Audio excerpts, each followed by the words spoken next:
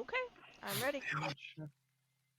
Friends, welcome back to Road to Arcadia, the show where the dragons are made up and the dungeons don't matter. We haven't seen any dragons. The And the ranger puts everybody in a wheelchair. Yeah, exactly. The ranger, the arrows do matter in this. The last time that we played was quite a while ago. It's been a little bit over a month. Some of us have been out since then. We played a cool one-shot, which was really fucking awesome. Turned out super good. Yeah.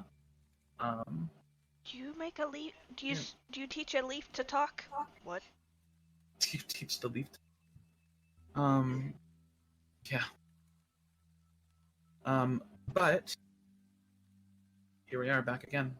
The last time that we played, we had left off with you traveling through the ashen wastes of Nureau. Now, your group travels fairly easily. You are all very high-level characters as far as this world is. In the context of the world, you are all extremely powerful people. Each of you, both in political influence and skill. And so you travel through these wastes without nearly as much issue as somebody else would. The poor farmer trying to get their goods to market, or the merchant trying to travel between Ember Vaults and Northwater. Just hire us, Fivehead. Yeah, just hire you for all of their profits. See, I'm the problem with the wastes, not the solution to them. It's true. There, and that is the truth of the matter. Is there are people that know the Ashen Wastes. There are people that live here, and this is their home. And these people are not friendly people, because the Ashen Wastes, they're, to quote a really amazing author, Shishin Liu, the Ashen Wastes are a dark forest. If you're not familiar with the concept of a dark forest, it's where you don't know who's trying to kill you and who's not. And so, when faced with the unknown, your only real option is a first strike. And this means that everyone in the wastes is brutal with how they handle things. However, that was not your experience on meeting some of the denizens of these wastes as you travel to Wail's End. Instead, you were met with people that were reserved and scared. And they were running from something. And as you proceeded further and further, closer towards Wail's End, you came upon a camp, unabandoned. And on investigating the camp, trying to figure out what may have happened to the denizens camp, you were jumped by several ashers, these monsters that prowl the wastes, and you defeated them. That is where we pick up today. You are all standing in the remnants of this camp, having just defeated multiple of these ashers, which, technical term for basically everyone here, an asher is a monster of the wastes. Nobody really knows where the ashers come from, but they come in many shapes and sizes. They are distinctly different from demons or undead, but they are their own kind of type of monster, their own category, so to speak. And within this, you fought Geist and Cloakers, and those are both examples of ashers, and Cloakers in particular are extremely deadly. But you handled them just fine. What are you guys doing? We're going to the tower, right? The wizard place. Yeah. You were headed to Wail's End. Do I need to make a roll? I believe there was some torture in the future. Yeah. Did I need to make a roll to harvest the cloakers? The cloaker's like skin. Yeah. To make a cloak. Yes. Yeah. Go ahead and make me a survival roll. Okay. Fingers crossed. Don't roll yet. I'm gonna give it a 16 or higher. You would get enough usable material to make a cloak out of it.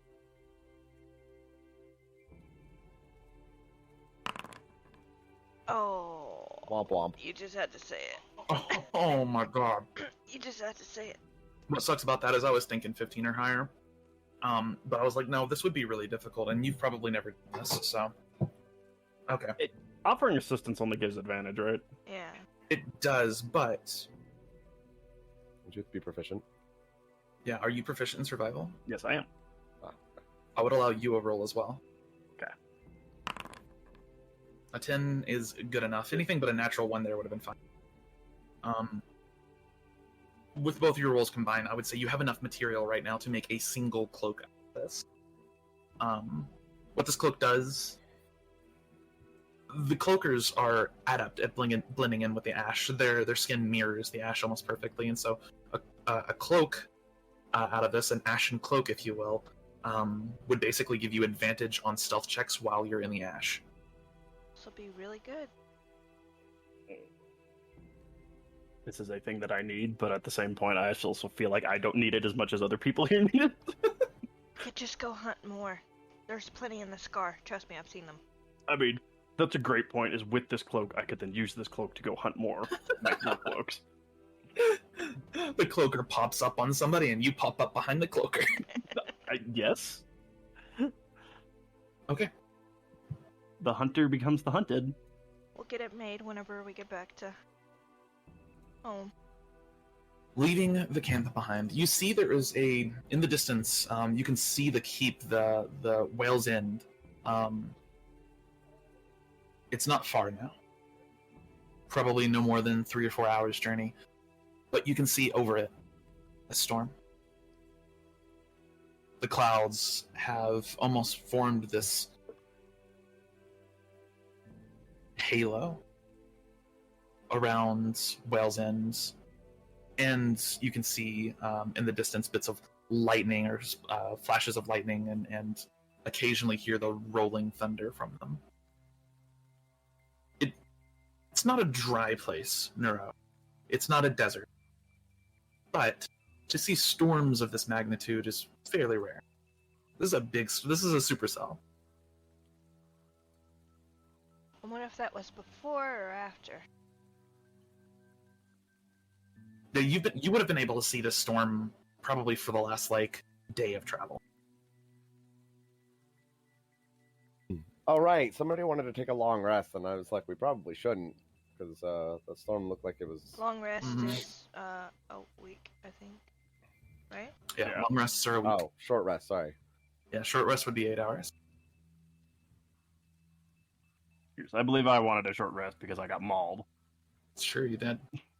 And I voted no, because I didn't want to go in and... How are Aubrey's spells doing? She could... How much health are you missing? God, you're missing a lot. Yeah, I'm at half. That's the most damage I've taken with this character. Because you Have were a potion. wrapped in the malls of That's fair, I do cloaker. have Well, hold on.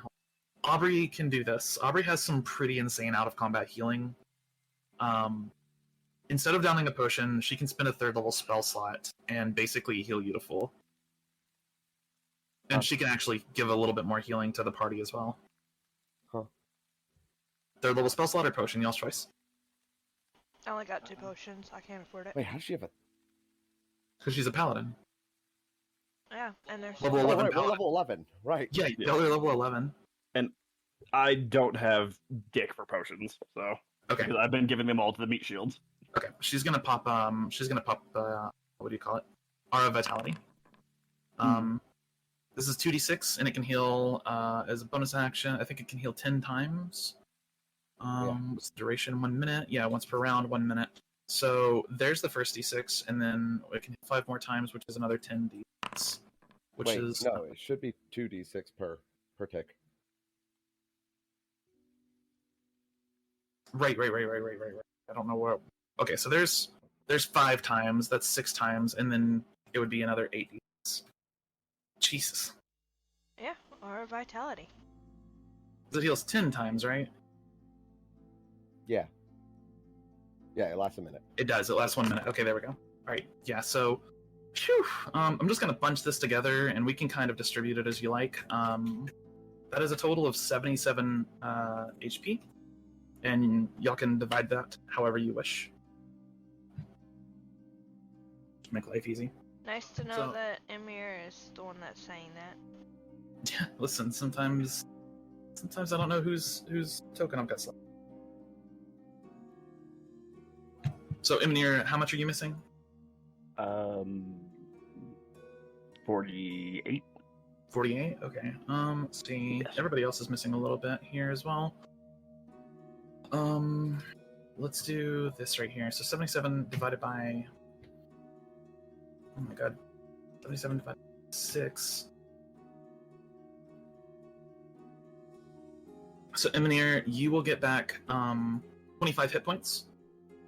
And then the rest of you would get back 12 hit points. And then one of you takes an additional hit point. I'll let you... Aubrey. Okay. Aubrey will take the 13. You said 25 for me, right? 25 for you. Mm-hmm.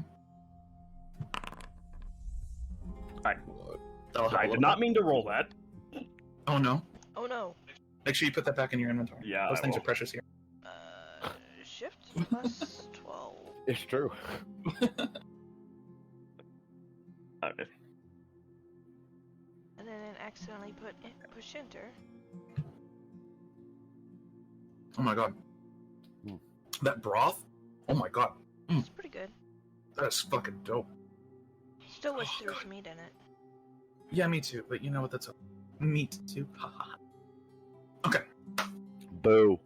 As you're walking, as you're journeying, Emonir, you do have some minor wounds from the cloakers and the geists that went after you.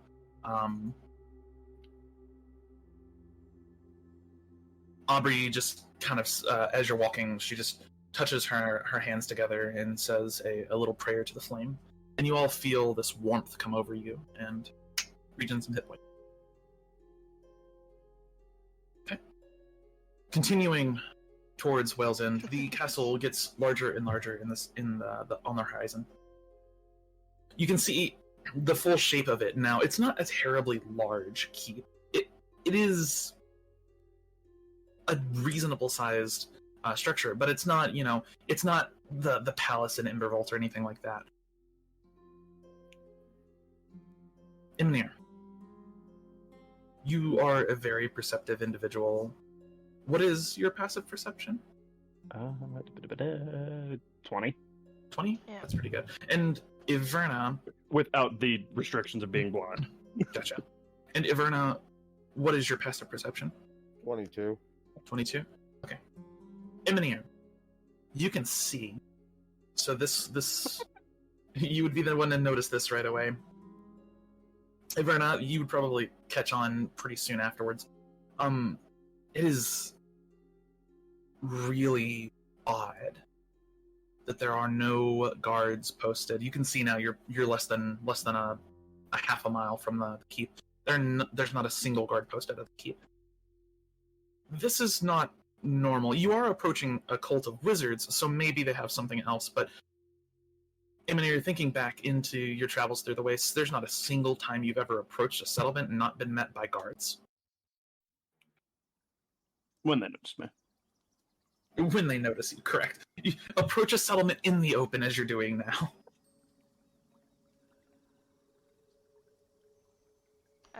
To be fair, most people have a hard time seeing him anyway. When he's walking out in the open. It's true. It has that natural grace to blend in. I mean, I have a passive stealth of 23. Midori, you are high elf, correct? Yes. Okay, cool. So I'm gonna leave the decision here to you, if kind of based on your personal background with your character here. Would Midori have ever had to trudge through the wastes? For reference here, if she's from Mistwalk, Mistwalk is by far the freest from ash of any place in Nureau. And so they don't have ash directly around their city. They do further out. If you go a couple miles from the city, now you have really bad ashfall. But Mistwalk does not have ash problems around their city because of, you would know something that the elders of Mistwalk call elven magic. That's all you know about it. That's all they ever give anybody about it. But they seem to know methods and ways to help keep the ash away. It's been strained in recent times, especially with how heavy the ashfall is, but with all that said, has your character ever trudged through the waste? Maybe a couple times, but not like extensively. Gotcha. Yeah. So this is still a learning experience for you, heading up through this all this ash and everything. The ash, for reference, for all of you right now, is a little bit higher than ankle deep. Soggy ash. It's interestingly. Iverna, you can't see the storm, but you can definitely feel it. Like, even I, as a real person in the real world, can feel when it's about to storm outside. So Iverna, with her, much better perception than me, definitely feels the air change as she gets closer and closer to the storm, and she knows at this point that there's a storm. You don't feel any rain, though. And it's curious. It kind of feels like it's going to rain, but at the same time, the air feels weird. It's thick, but dry at the same time.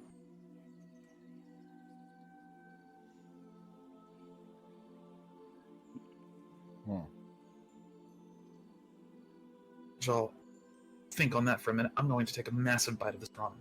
Ow, no. Oh my god, that broth. Okay. I hate soggy rain. Not soggy rain, sorry, ash. Do you have a similar reaction to wet bread? Kinda, yeah. Listen, anything that makes sound harder to... she tilts her head. Here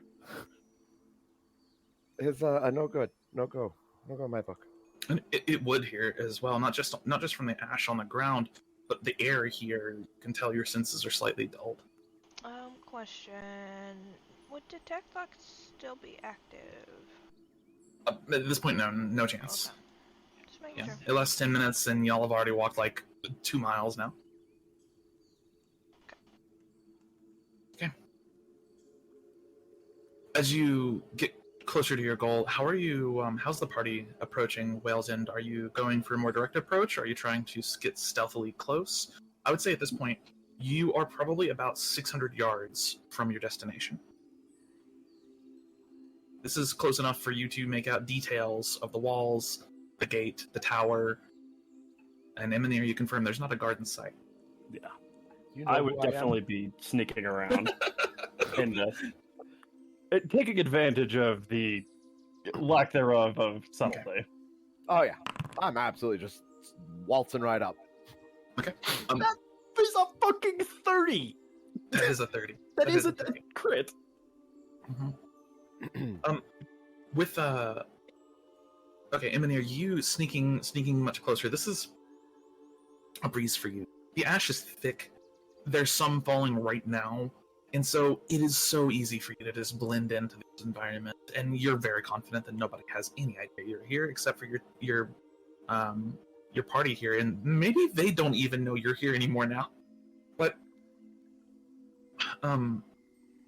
Iverna, as you just kind of venture closer, like just balls of steel walking straight up to the keep of the Ascari, one of the most mysterious and maybe even feared organizations within all of Nureau, and maybe even the Imperium. Even the Imperium, the Solar Imperium, gives them a wide berth. And so you're just kind of waltzing up to the front gate of Wail's End. Midori, what's your approach to this? Are you trying to stealth with Emonir, or are you just kind of fucking all in balls out with Iverna here? I'll take the stealth approach. Okay, you're gonna try to stealth? Okay. Roll me a stealth check. And then I almost said you, Freya. How about you? Which approach are you going with here? No, that's a different character. I guess I'm gonna attempt to stealth, maybe? Sure, go for it. I'm also gonna cast Detect Thoughts again and keep an eye on thought. Keep an eye on what? Thoughts. Detecting life. If there are thoughts around you. Gotcha. Okay. I heard Thawne, and I was like, who the fuck is Thawne? Or as an action during the duration. Okay, and it lasts for a minute. Yeah. So keep that in mind. We'll say, just for your sake, you probably hold it until you get a little bit closer to the keep, because 600 yards, you're not crossing that. I want to hold that until I get up to the keep. Yeah. Everybody's so stealthy. Everybody is so stealthy. As Freya's three of you, proficient in it, not expertise. yeah, you're Boon of the Thief, aren't you? Yep. So you've got a little bit of sneaking going on. I was just curious. what I would roll. Appropriate. Tapping the ground is not working out for you, Iverna. The ash is very thick. It's over ankle deep, and the ground here is very soft, and so it is very difficult to try and hear or feel your way around here. Good So- news is you're not gonna trip if you hit a rock. It's not terribly difficult to imagine what comes next. I imagine you probably have another piece of metal banging on the back of your sword. Yeah. Yeah, she's got this this ring that creates like this Yes. little claw. Yeah, and she taps the blade. Hell yeah. Okay. Tapping the blade with the three of you hear them. I would say you actually would hear everyone but Emonir sneak away. Yeah.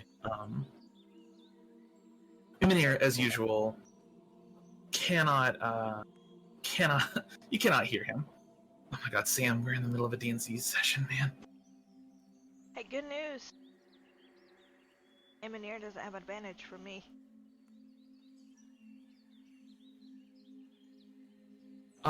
So you walk up to this front gate, which at this point, you were 600 yards, then 300, and now you have all reached the keep itself. Going along the side of the keep and kind of staying out of sight for the most part. The three of you kind of get close to the walls. You don't hear anything from the inside, and Iverna, you tapping the sword, approach the front gate and find it to currently be ajar. And when I say ajar, I don't mean that it's been left open. I mean that part of the gate is missing. Half of one of the doors has just been torn away. Well, that's not good. That's mildly terrifying. You all see this as one of the doors has just been absolutely devastated. Well, I and did. the other door has been ripped off its hinges. The doors, for reference, are about 15 feet tall. Solid hardwood. And Verna just strolls right in. Hello? Strolls right in. As you do, you shout. You do shout hello? Yeah. Okay. We'll come back to you. What's the rest of the party doing as she shouts hello inside the keep, as she starts walking in and shouting? What is the rest of the party doing at the moment? Is there any level of light within the... Like, What do before you I mean? make that decision, how bright is it within the keep? Let's determine the time of day real quick. I'm trying to think of exactly when y'all would have approached. Let's say we roll a d6 for this. Okay, so that is it is just starting to get into the evening. It is, we'll say, close to like what we would consider 4 or 5 p.m. So there's still plenty of daylight out. The ashfall is thick though, so I would say right now everything is dim light. I would have attempted to slip through the doors ahead of Yaverna. Okay. Without Easy Yaverna's enough to do. knowledge. Other than, standard tactics. Oh, can I make a perception check, by the way, to see if I hear anything as I walk in? I was just about to ask for one actually, so go for it. All right, cool. Everyone can roll one. What is Oof. 30 feet of detecting presence? So far, nothing. Perception, right? Actually, you know what? That tracks. Those are pretty good rolls overall. 1 second. Mine was a base 6.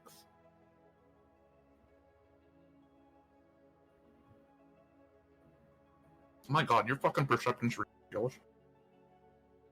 Yes, Everyone- welcome to the party.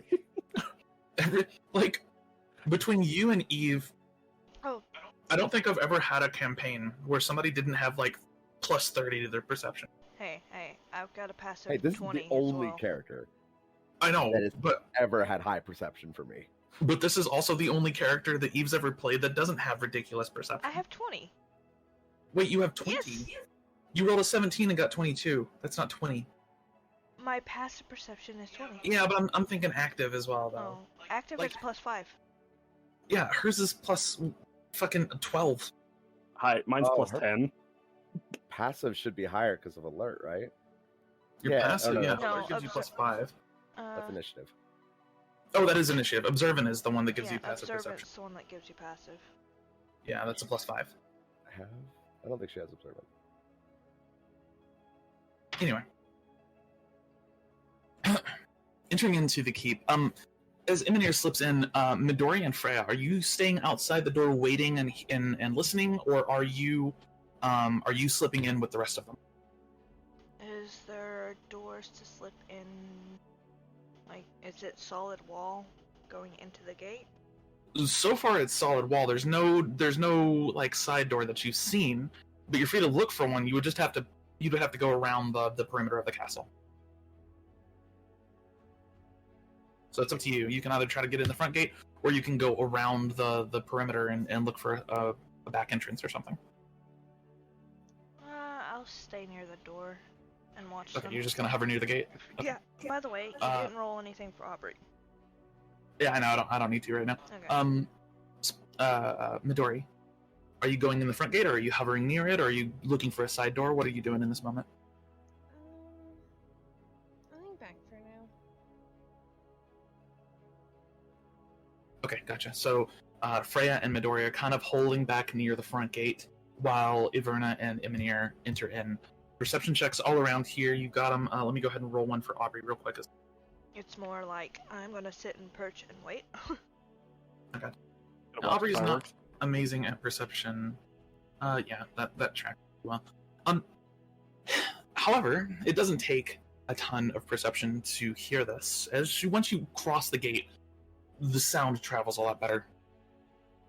Those of you outside, Midori and Freya, you both rolled 22s, so you both hear this as well. The DC was just 15 to hear it, so everybody hears it except for Aubrey. She is right behind. She's right behind Iverna at this point. Weapon at the ready. Iverna,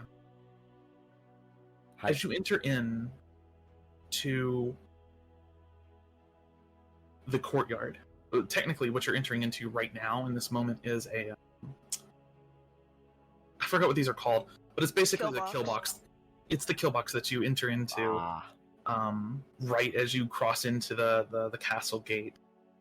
There's a second portcullis that you would have to go through that is normally lowered and raised from the other side. And there's like slats above your head where they would like pour boiling water or oil if you were an invading force, etc. But none of that matters right now, because you can hear further in the courtyard somebody sobbing uncontrollably. This is the sound of grief. This is the sound of pain, of loss. And as you're tapping, you can hear the portcullis is not there. Emonir, you can see the portcullis is not there because it's actually on the ground side of it, shorn in half. This is a iron or steel portcullis, probably 20 feet tall. The bars on this thing are easily 6 inches thick, and it looks like something cut them in half or ripped them in half, like, without effort. Question. Mm-hmm. Can I make an insight check on the crying to see if it's legitimate? Yes. Feel free. Cool. So, 15. This is somebody that has just lost something or someone. okay. Yeah, she just starts like walking over. Okay. Looking at the portcullis, is there any remains of like fur or anything hanging from or like left on the shreds of it? We'll get to that in just a second. Entering in to look at the portcullis, you would have to enter through the kill box into the actual courtyard itself, and as you do so, you do see the source of the sobbing. Verna, you can definitely just hear it crystal clear now. Emonir, you see it. There's a man in robes. You recognize the red uniform of the Ascari, and he is leaned over the body of a woman who is wearing this ashen gray uniform that blends in with the terrain very well. She is limp in his arms, and he is standing, or rather kneeling over her, crying. There is crimson blood splashed against the ash, fresh. Probably no older, just your passive perception from probably no older than 20 minutes. Hasn't even had time to coagulate. You glance towards the portcullis, looking for signs of fur or anything else, maybe telling what did this. Go ahead and roll a perception check. 21. It's hard to say what might have done this. You don't see any signs of fur, but there is blood, and a lot of it, covering the edges where it was torn in half. You don't think something cut through this. You think something burst through it. Whatever it was hurt, possibly quite badly in the process, but it also had to have been huge. Wouldn't be the biggest thing we fought if it fit through it. True. If it broke out, so it didn't break in. It would have broken in. The portcullis is on the other side of the gate. As you enter, it's in the courtyard, meaning that whatever did this ran through the front gate and then ran through the portcullis, shearing them both in. Yaverna like taps her sword a couple times, like rotating her head, and turns to the sobbing. Hello, are you all right? Hold on. I'm gonna get some dice ready. Your brother is a Kalashtar, right? Yes. Yes. Would you and I be mental linked at this point? I pretty much like all the time. Yeah, like I am your eyes is more or less the way it is. Mm-hmm. Yeah. I'm going to describe the blood to Yaverna through the mental link. Okay. Because I don't think that her perception is able to pick that up because it doesn't make any noise. Nope. But it does And- make a smell. This is true. You would smell blood in the air, and quite a lot of it. Iverna, I need you to roll me a perception check now that that's been said. Sorry. Oh, okay. All right. No. This makes sense. 27. Holy fuck. Okay, I need you to roll me. No, that's good enough. 27 on perception. The rest of you just smell blood, but Iverna, you smell something else. It's not blood. Blood smells like copper or iron. It has a very metallic tinge to it. This doesn't smell like blood necessarily. I mean, it does, but there's something else in there. It smells like sulfur. I relay that back to Emonir. It's not just blood, it's sulfur as well. I'm going to need some DM help on what could possibly be sulfur related that I might know about. Cough. We're dealing with an infernal cult. So go ahead and roll me. Go ahead and roll me a religion check. And anyone that wants to can. Now that it's been said, anyone that wants to can. Well, we're talking that's right. about it. Yeah. Yeah, might be. we're talking telepathically. And Yeah. would my trait of a favorite enemy for Abyssal matter here? For abyssal, Yes. Okay, so two things I'm gonna kind of give you here. Number one, change your favorite enemy to demons, not just abyssal. Demons in this campaign encompass aberrations, devils, and demons, all three. They're all considered part of the same batch. And if that's your favorite enemy, I'm gonna go ahead and say that you can roll this religion check with advantage. It's a good thing because I ain't got squat for religion. That's fine. That's okay. It's hard to pick up. But you don't need much. You don't know exactly what this means in the context. However, if there's blood and sulfur, I mean, you don't need more than a 10 to know that this has something to do with demons. It's demons. It's demons. I fucking knew it.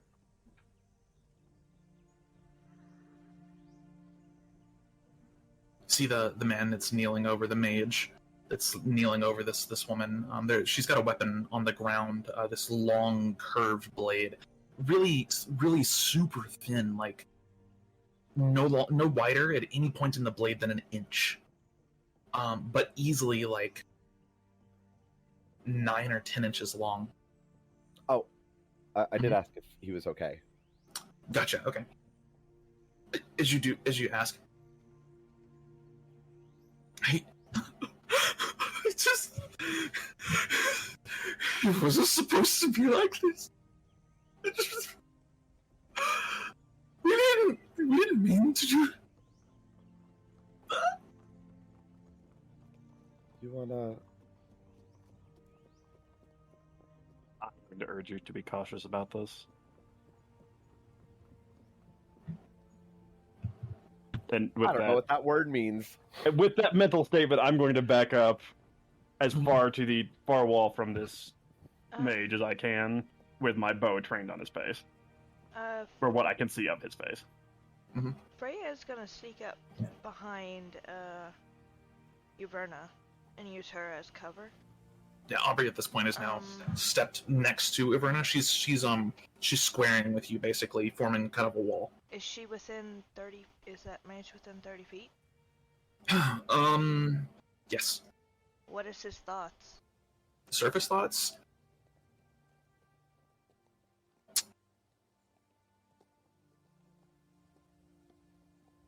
Disbelief. It's rushing. Grief, disbelief, shock. There's not a lot of comprehension or clarity in these thoughts. These are the thoughts of somebody that has just witnessed something unimaginable.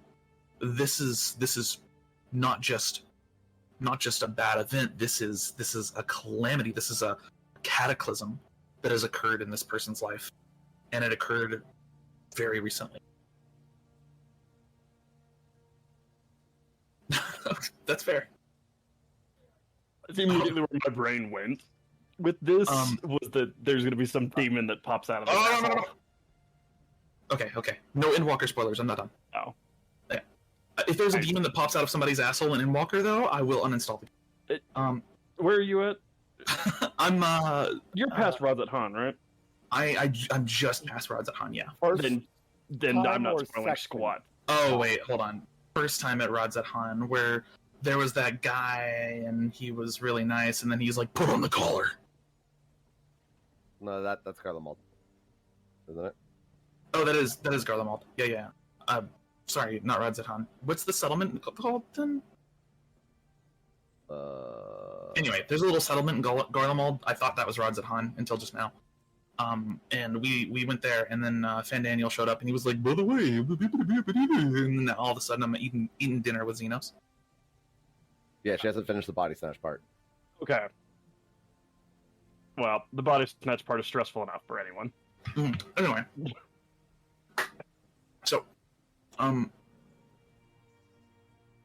Iverna, you were doing something. Yeah. I'm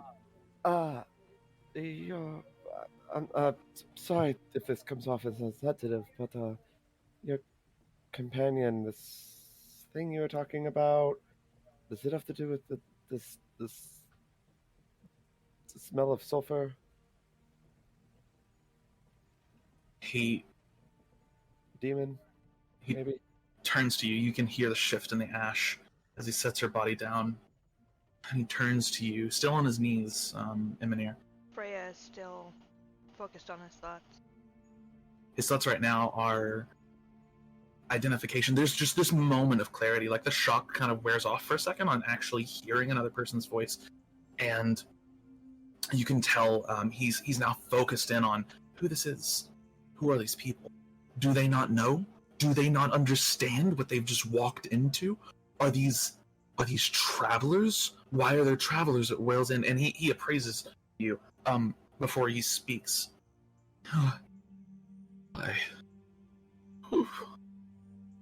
are you? And he slowly stands, and you can see now, Emonir and pretty much everybody at this point can see this man has a wound that is not good. This man is not going to live much longer. He stands, and you see his stomach is slashed open from end to end. And he holds himself, literally holds himself together. We were just doing what they told. We were just doing what the council said to do, and then it opened. I don't know how to close it. What did you do?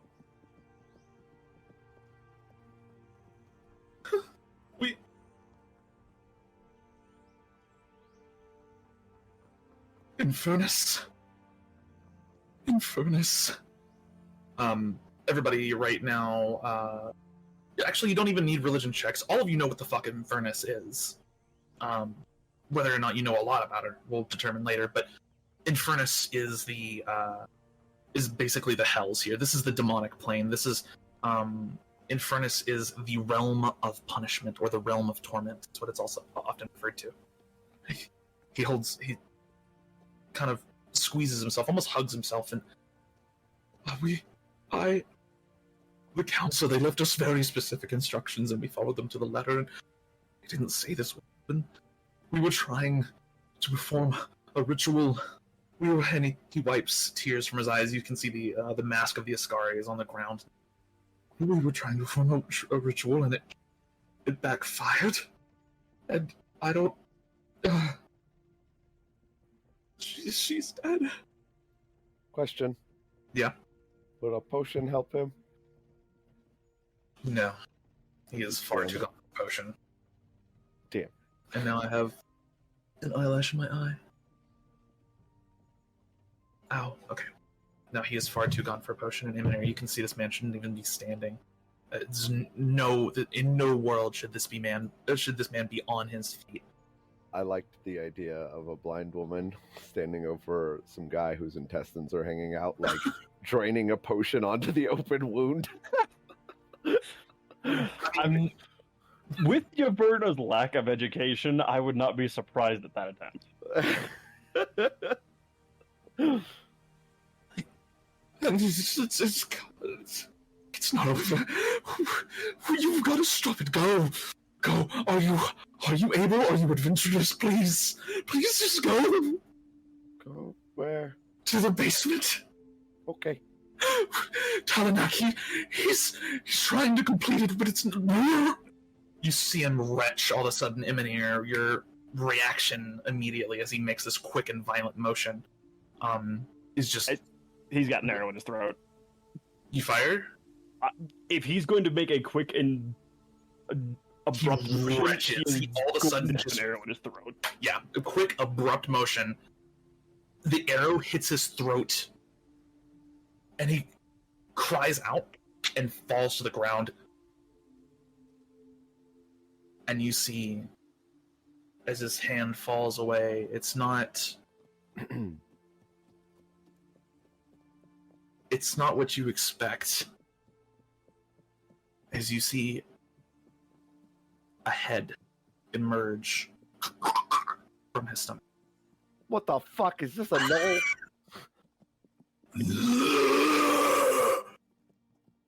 A body rends his asunder as it bursts forth from the ground where he was laying.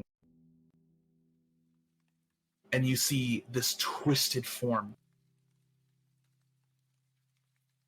8 feet tall. What? Did you know where the basement is? 8 feet tall. Bristling with spikes. Skin a deep ruby red. And dark charcoal black. 2 eyes like the embers going out in a fire. You see a demon emerge from this man. And it gives a billowing roar. Just... And you see emerging from other places in the ground around it more demons. Breaking out of the windows in the upper keep, you see several flying creatures burst forth. I'm going to go ahead and move us all to a different map. I'm going to take that as a no. No, this one does not know the way to the basement. It does. Okay, Emonir, you had backed up a little bit. Freja, you were further back, but you were within 30 feet of the mage, so we'll make sure. Yeah, about right there. It was great, because, like, you said, oh yeah, can you go to the basement and stop it? And I was like, alright, and I, like, went to take a step and was like, wait, I should ask where the basement is, and then just an arrow, and I'm like, god damn it. Alright, let me, and then Averna... Violent motions in your general direction end with dead. I know. I know that you were incapable of being surprise attacked, but that does not mean my character's reactions would be any different. No, I know. Sure. It was like, it was just more like a, God fucking damn it. Like a, full blown expecting it, like, fuck. Here we go. Alright, I'm gonna move you to this map here, activate. Yay! And Sorry. this is the body of the woman there. I'm just gonna go ahead and mark her just so you know where she is. That's not asleep. I need dead. Where is dead at? It doesn't matter, we'll put purple on it. This is the body of the man. He's also purple, he's dead. Emerging from where he stood is the demon. Is this thing. And then several flying creatures have now burst forward from the windows of the keep. Baylor? That is not a Baylor. God damn, no, that's not a Baylor. I'm not going to put y'all against a Baylor right now. A Baylor has a whip and a sword. It's true. It's true. Oh, okay. And then another emerges from the body of the woman. I got really scared for a second. We can take him. No, I don't think we could. I don't think you can take a Baylor. I mean, it depends. Does a Baylor have dark vision? Let's find out. Let's go ahead and roll. It does. It has true sight. I Initiative. think. Is it It's got true sight. just a Baylor? True sight is a problem. I didn't mean to roll the mage. Good job. Wait, that's director, not that. I need to roll. So, since these are all demons and they are a preferred enemy type, would I know They if they have are. dark vision or not?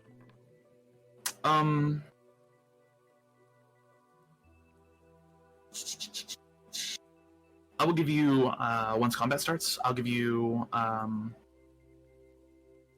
let's see. There is no icon for stealth. They need that. There's one for invisible. Go ahead and roll a religion check. The DC for each one individually is 10 plus its CR. So there's two different types of enemies here. So we'll figure out if you know or not. 18. You know if you know that the ones that just burst forth, these are called the Tanaruks. They are brutal orcish demons. They do in fact rely on dark vision. And the flying ones, these are one of the most common types of demons. These are spined devils, and they also have dark vision. Cool. So I'm invisible. Pretty much. But yeah, let's go ahead and let me change the music over. Oh, I suppose I need to get in the initiative roll here. Mm-hmm. And Midori, I wasn't really sure where to place you. Is that good, or do you want to be further back or further forward? I'd be good here. Is this a wall or? That's a door. That's a door right there. Anything within that little space right there is a door. But this is all wall right here. Okay. Yep. Above you is the kill box. Yeah, and directly above you is... Yeah, the door is completely gone. There was a portcullis here. It is now laying over here, completely shorn in half. Alright. Let's go ahead and get some battle music going. As the Spine Devils burst from the upper level of the keep here, they are going to go ahead and begin their attacks as the Tanaruk bellows this command. Does anybody here speak infernal? Nah. Not I. Or abyssal? Sorry, deep speech and Not I. undercommons. Yeah. I do speak abyssal. And deep Abyssal? speech. Okay. Give me a second here. I speak Celestial.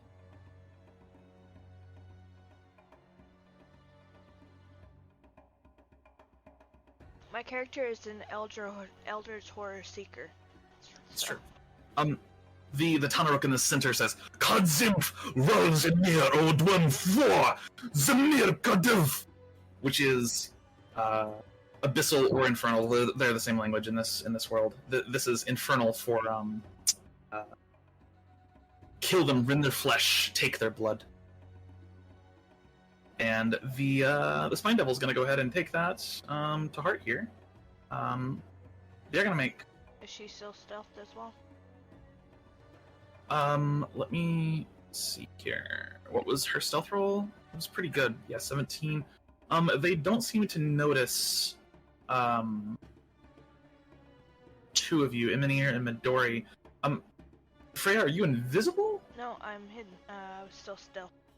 You can't stealth in the open. That is something that Emonir has because he's a ranger. Oh, well, I was behind her hiding. Oh. Are you a small creature? No. Even you're not stealth. Okay. Yeah. But you wanted to be right up next to her, so we'll put... Alright. Spined Devil. Yeah, it's gonna go ahead and make 2 tail attacks.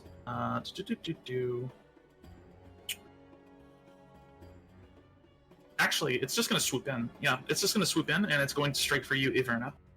It's gonna make 2 attacks, 1 bite and 1 torque. The bite hit. Okay, that's gonna be 8 points of damage. And then it is going to... That was how much movement there? 25 feet. It is going to fly this way. Do you have Sentinel? No. Okay.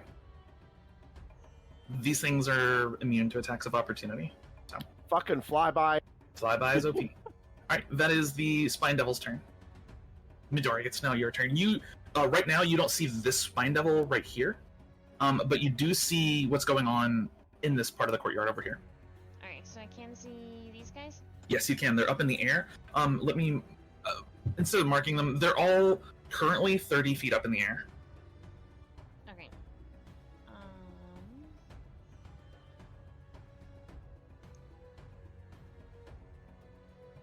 Wait, why is the fighter the second highest initiative? Hold on.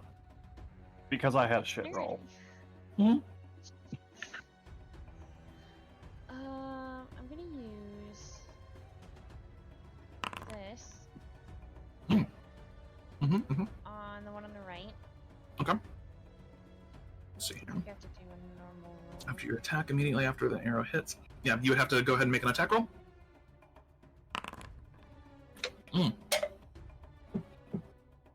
22 is going to hit for sure. Wouldn't it be 30? She doesn't have advantage current. Oh, she does. It was stealth. Yeah, so it's a 30. Yeah, okay. Well, you hit more than double its AC, so that's definitely going to hit. It takes 14 points of damage. An arrow directly into the torso of this thing. These things are about 3.5 feet long. Your arrow is a little bit longer than like a foot or so. Your arrow is currently buried all the way to the feathers into this thing. It is very hurt. Oh.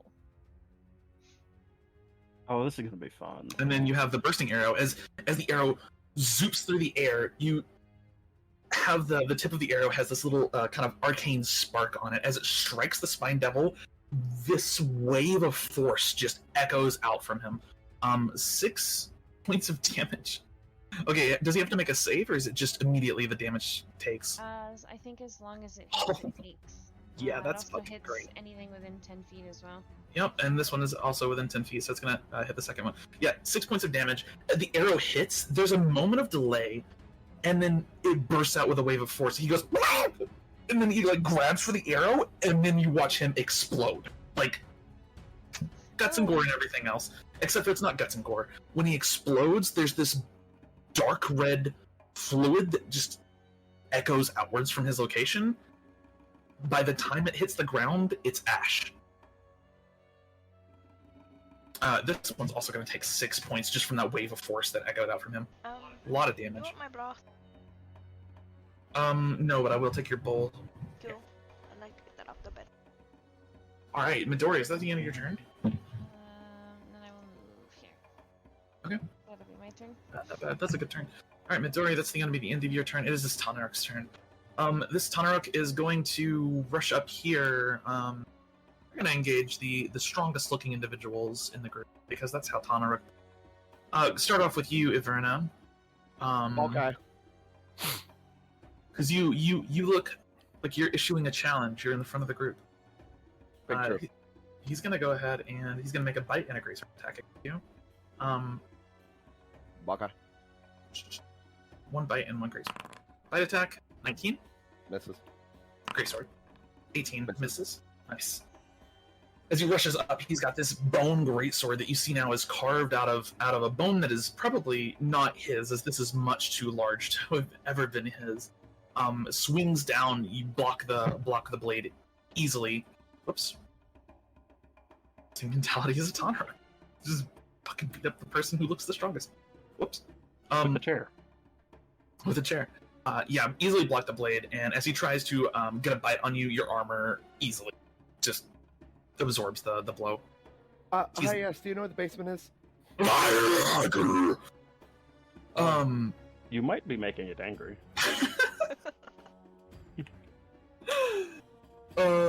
He says, Soldatiok, which is, Emonir, you understand to me, means silence, pig. Oh, he can be yours. I'm not even going to touch that one. This is my devil. This is true. To you, he's just said, Soldatiok. I'm going to translate that into something significantly more vulgar to enrage Yaverna. How rude. How rude. This Spine Devil is going to drop down. It's going to go ahead and attack Aubrey. Bite and a fork.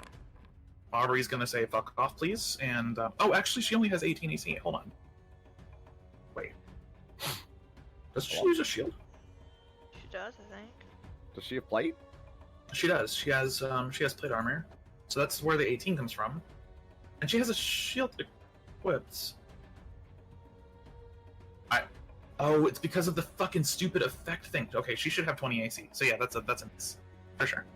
I'll fix that later. Alright, so those are both misses. Spine Devil is going to then fly away. Remains 30 feet in the air up here. These things have like 90 feet of movement. And the funny part is, they're not getting away from us because we can just shoot them down with arrows. True. You guys have a lot of archers. Emonir, it's now your turn. And I can make long range attacks at not disadvantage. Okay. Alright. So this fuckboy is target number 1.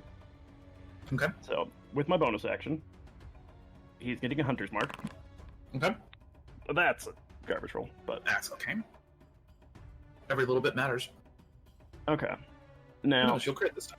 I'm calling the long range shot, so each shot gets plus 10 damage. Mm-hmm. Sharpshooter, OP. Hi. Spirit had some fun with Sharpshooter in the one shot. Oh lord. I had Why fun are with you- Quick Quiver. Hello? And Why are a you Potion of working? Haste. What are you having trouble with? Okay. Mm-hmm. It's not rolling. Okay. But yes, I will come up and say hi in a minute. It's not rolling? Yeah, You're clicking the icon, right? Fang is not rolling for whatever reason. It's Oh, not rolling for me. is it a bow? It is a bow. I've been having issues with them breaking because for some reason they're not tied to the ammunition anymore. Let me, And I don't yeah, know. I had that issue. I got Let me it. fix that. I just equipped the arrows. Oh, I see. Okay. There you go. Yeah. I ran into that the other day, and it wasn't with arrows, but wait, you get 3 attacks? Yeah. Dread Ambusher. Oh, Dread Ambusher. Oh, fuck, Jesus. Okay. So that first one gets. Okay, let's figure out what else I got here. So you're stealth with the first one, so that has advantage. I have advantage on all of them because they rely on dark vision. Oh, that's true. You're technically invisible. Jeez. All right. Okay. So that's a hunter's mark hit for each hit, which is. Yep. 2 more d6. So that's 2d6 Mhm. plus the fang bonus. 2d6.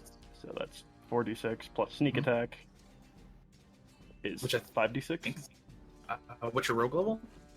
I think like 1 or 3. It's Then really low. Yeah. It's then just if enough for assassinate. If it's 3, it's 2d6. If it's 1, it's 1d6.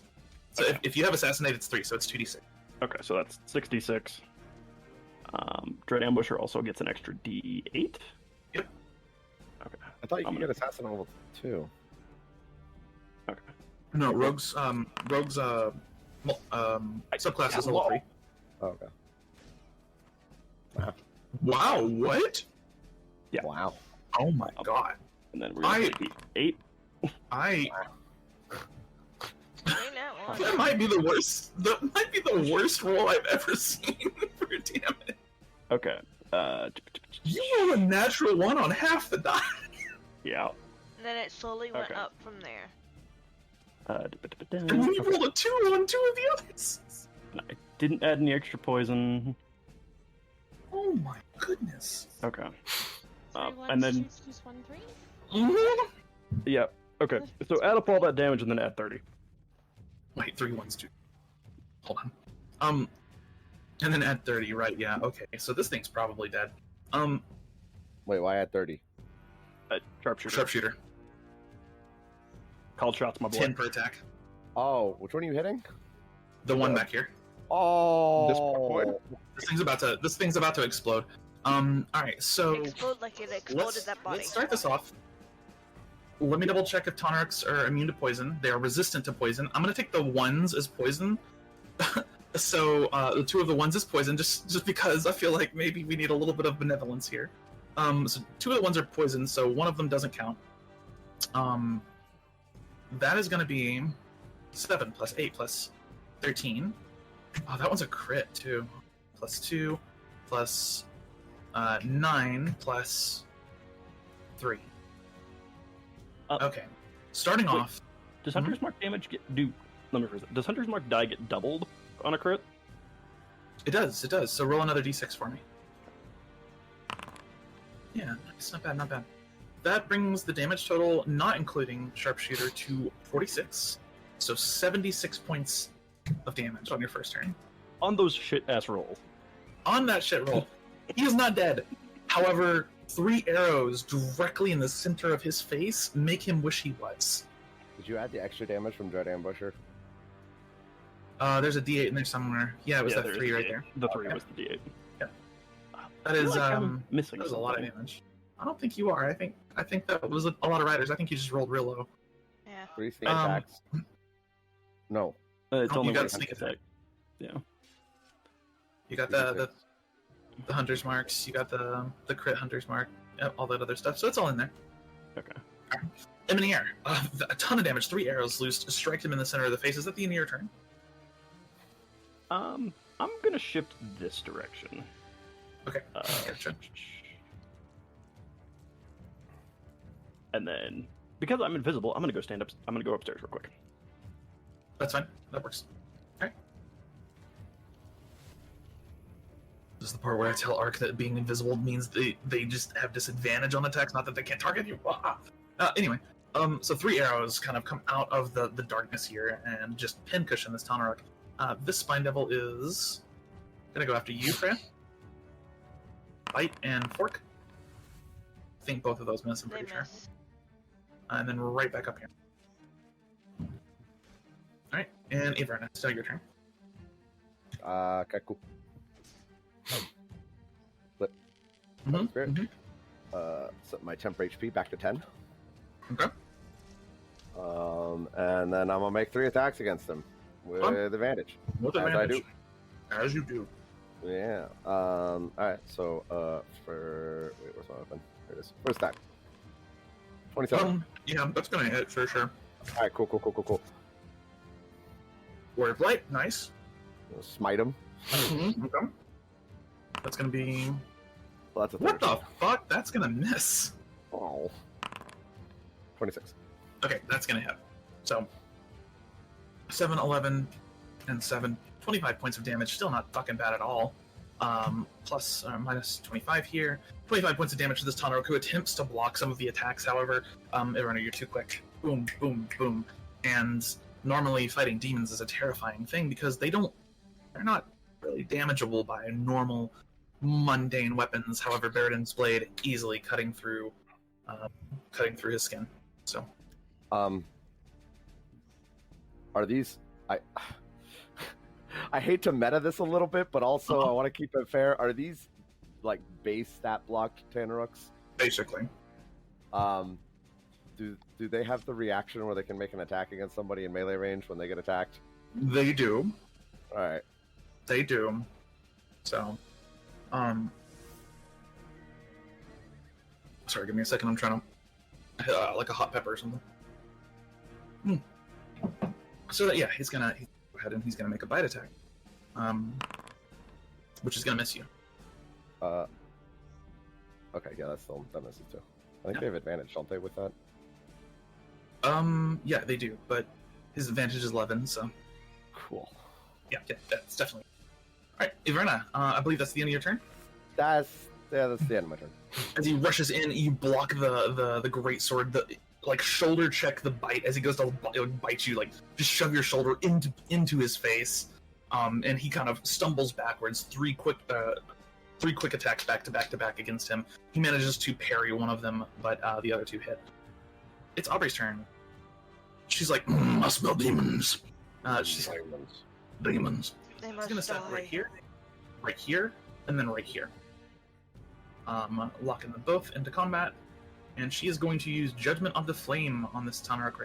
When she gets right here, she's going to go ahead and make an attack first.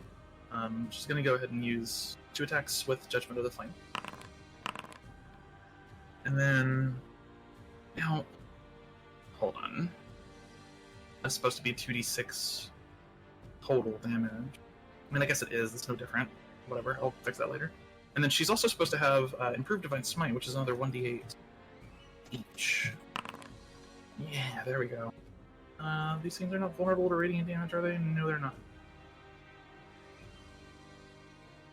Wait, isn't that already in there? It's not. No. She has a magic weapon that is basically identical to Emonir's. I don't know why it rolled like that. It does 2d6 fire damage once per turn. Well, it It's rolled 2d8 on the attack roll. Wait, did it really? Yeah. Oh, okay. I was expecting it to roll separately. I thought I had it added in there. Okay, never mind.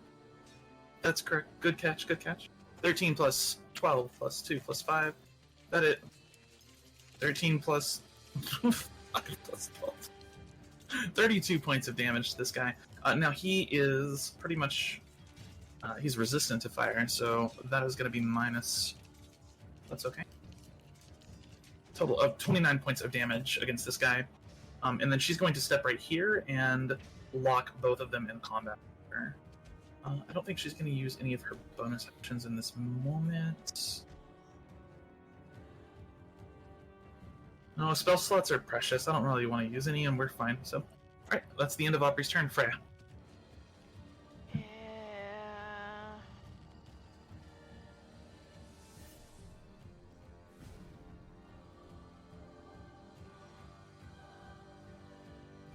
Why?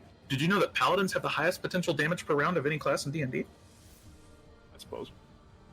What a bonus But action. on the first round, when I have the ability to break 150 damage, and I roll a 70, it makes me a little sad. I'm sorry. It's not your fault. The dice were on the side of the demon, It's true. and he needed it. Dark one's luck. Bonus action, conjure, longbow, and Okay. I'm going to aim at this one. 3 archers and 2 meleeers. I mean, I can I love also melee. No, I know, but just like it's perfect. This is peak Nureau. Come on. Alright, conjuring the longbow, couple arrows. It's having the same glitchy issue, even though I have it to where it doesn't have ammo. Does your longbow look like the one from Oblivion, like the weapons from Oblivion, where you summon it, but it's like weird and purple and shadowy? It's weird, purpley, and shadowy, and you could tell that it's actually 2 tentacles forming a bow. Goodness. Excellent. And it Okay, has this like dripping black effect. that's fantastic. I know where this is. And straight to this demon's death. Let's go to attacks. 2 resources, 17 arrows. Okay. I don't. Why is it having this issue? Do you want me to fix it for you? Yes, please. Okay, thank you. It's literally just a conjured longbow. I understand. Let me go ahead and fix this for you. Here you go. Alright, you can roll it now. Gems for your sword? Yeah, okay. Sadly, this is not magical. Must be made whole. Yeah, the conjured longbow is not magical. That's 26 and 19. However, both of those are gonna hit, which is 6 and 3 is 9 points of damage, halved. 9 half 4? Yeah, round down. 4 points of damage. This guy's still standing, but only just. Yeah, that's all I got for now. Alright. I gotcha. Let's go ahead and get this Tanaruk in, as he's the first to break forth. He's also almost dead right now. Poor dude. He burst through in the line of fire. He He should have did, he expected to die. This is true. You already had like the arrow lined up and everything. And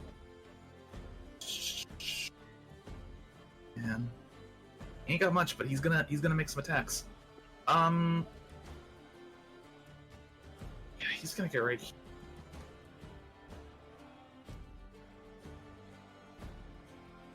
So that's 5, 10, 15, 20, 25. Does he risk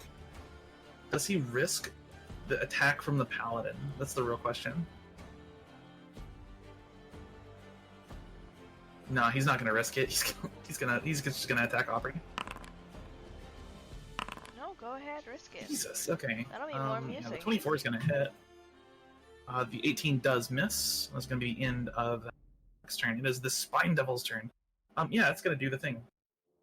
It's gonna continue to attack you, Iverna, and continue to miss. It's gonna head right back up to where it go right back over here. It's like no. Midori, it's now your turn. So would I be able to see him swooping in and making? Yeah.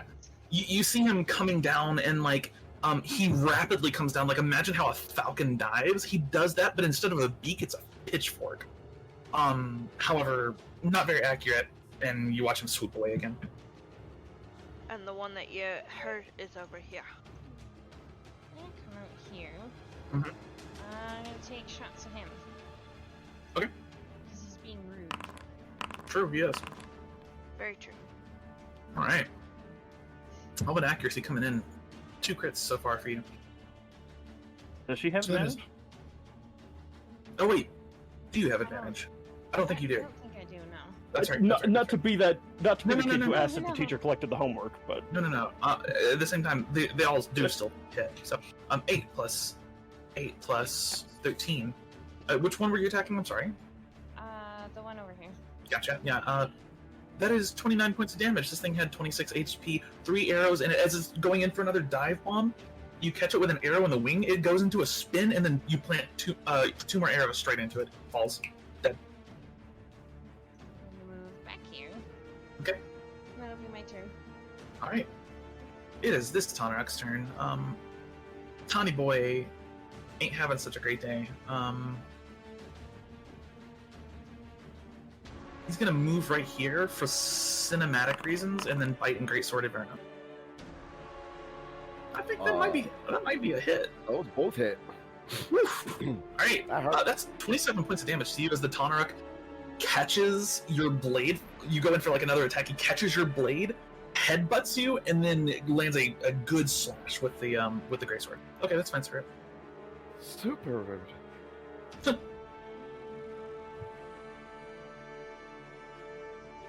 He says,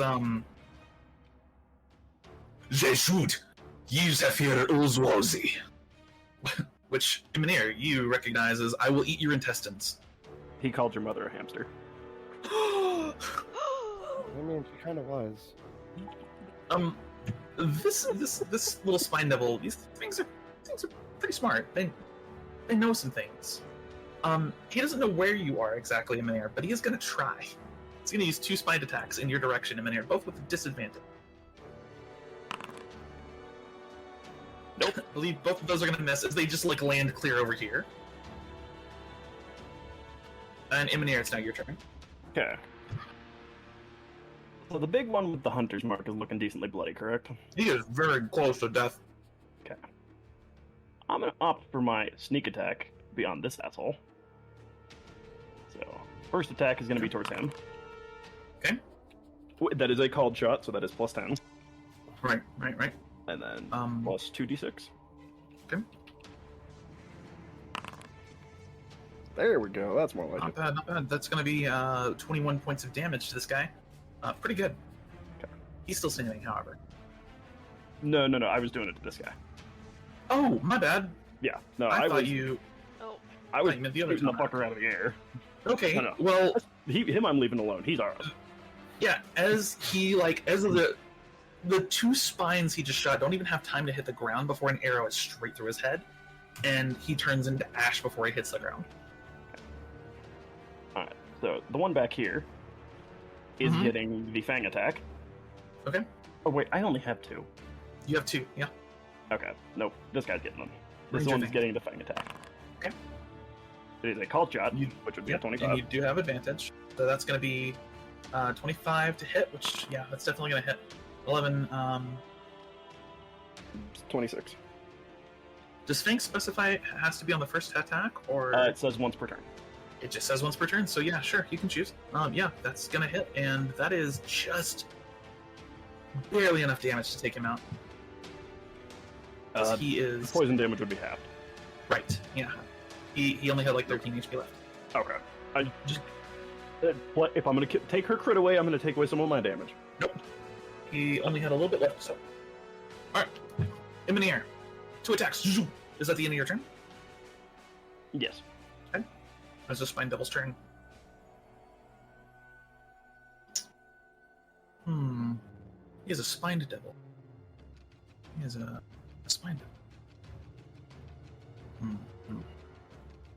He can do things. Spine Devils have a really cool connection to the world here. He's not going to do it, though. He's going to go ahead and attack Aubrey here. I don't mean to brag, but Aubrey's immune to crits. She has adamantine plate. Yeah, it's still gonna hit, but it only does 4 points of damage. Yeah, as he hits her, what would be a critical hit instead is just completely absorbed by this adamant. This could have punctured regular steel, but adamant. He's gonna fuck off and fly away now. I need me some of that. Yeah. Listen, everybody else got magic items. I gave Aubrey one too. Just happen to be armor. And she has a magic weapon as well, but everyone else has like magic trinkets and stuff, so Yeah. it's alright. They do? Oh, yeah, everyone and but cast you. shield. It's true, you can. Yeah. I mean, there's Um, Animus, which has not been needed this turn, because there's not It's the fucking one OP single... against bosses though. It really is. Especially if they don't have dark vision, but if they do have Mhm. dark vision, it doesn't really matter. Ivrana. Yeah. I mean, I hit things. As you should. I'm gonna get You this don't guy just in hit front of things, me. you distract things. That's about all I do. I mean, you Sure. play the tank role so very well. That's about all I do. That is gonna be a thing. I mean, Alright. to be fair, hitting things is pretty much all anyone in Nureau does. True, but I It's hit not any full things casters. really poorly compared to the rest of everybody else here. Oh no, like Aubrey definitely is below. Well, depends on if she gets a smite or not. But She is Yes. not below me.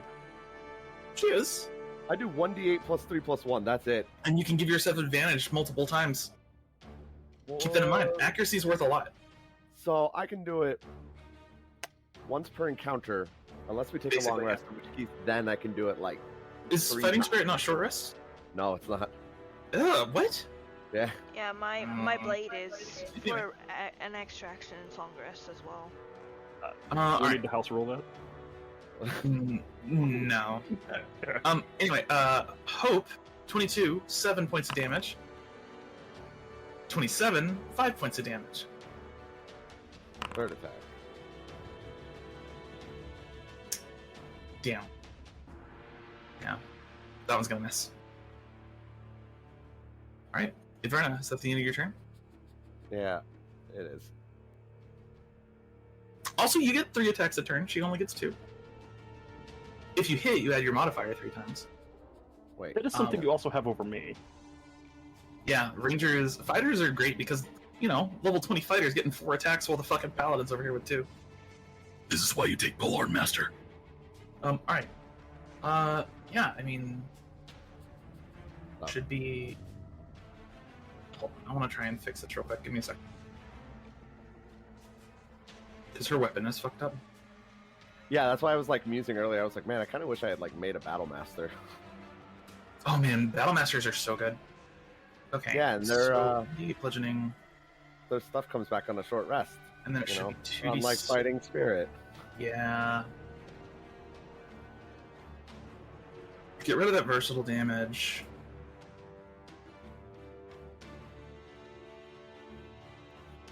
There we go. Alright, that should roll correctly now. Judgment of the Slain, yeah, 2 attacks.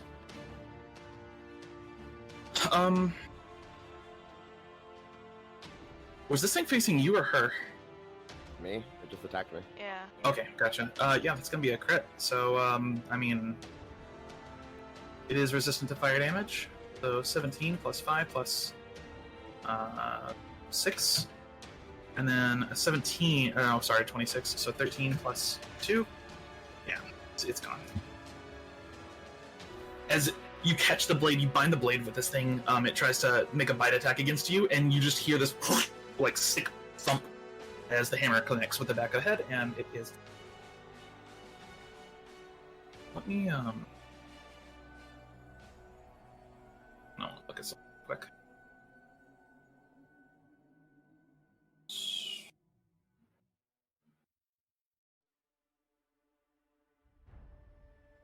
Oh yeah, that's right. Okay. Alright, that is the end of Aubrey's turn.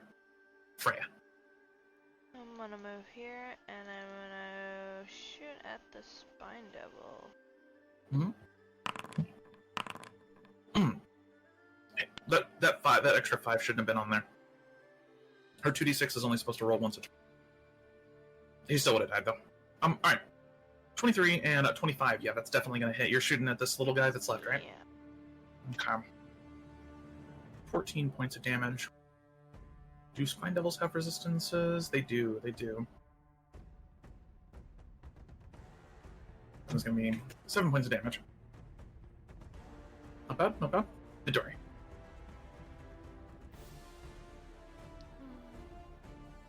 Oh, right. I will pop back down again. Oh, I didn't push the button. I'll take shots at him. Alright. Cool. Oh no. 15, 24, and yeah, the 13 is gonna miss. I don't think it matters though. Fracture is magical, and you hit 2 7s in a row for damage, and it has 14 health. So, you know, sometimes you murder a demon with exactly its hit points remaining. Yeah. That's just more ironic. I don't think that's ironic. Coincidental. Whatever. Coincidental. Alright, Alanis. Alright. Oh god, what happened there? There we go. As the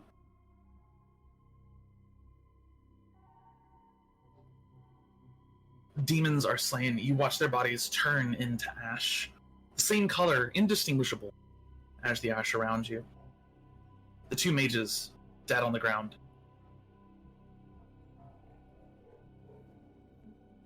Aubrey just goes, "This place is infested with demons." Yeah, to the basement.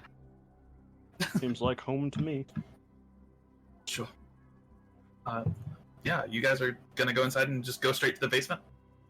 I mean, we should probably make sure the rest of the building is clear if we're gonna close a portal, I guess.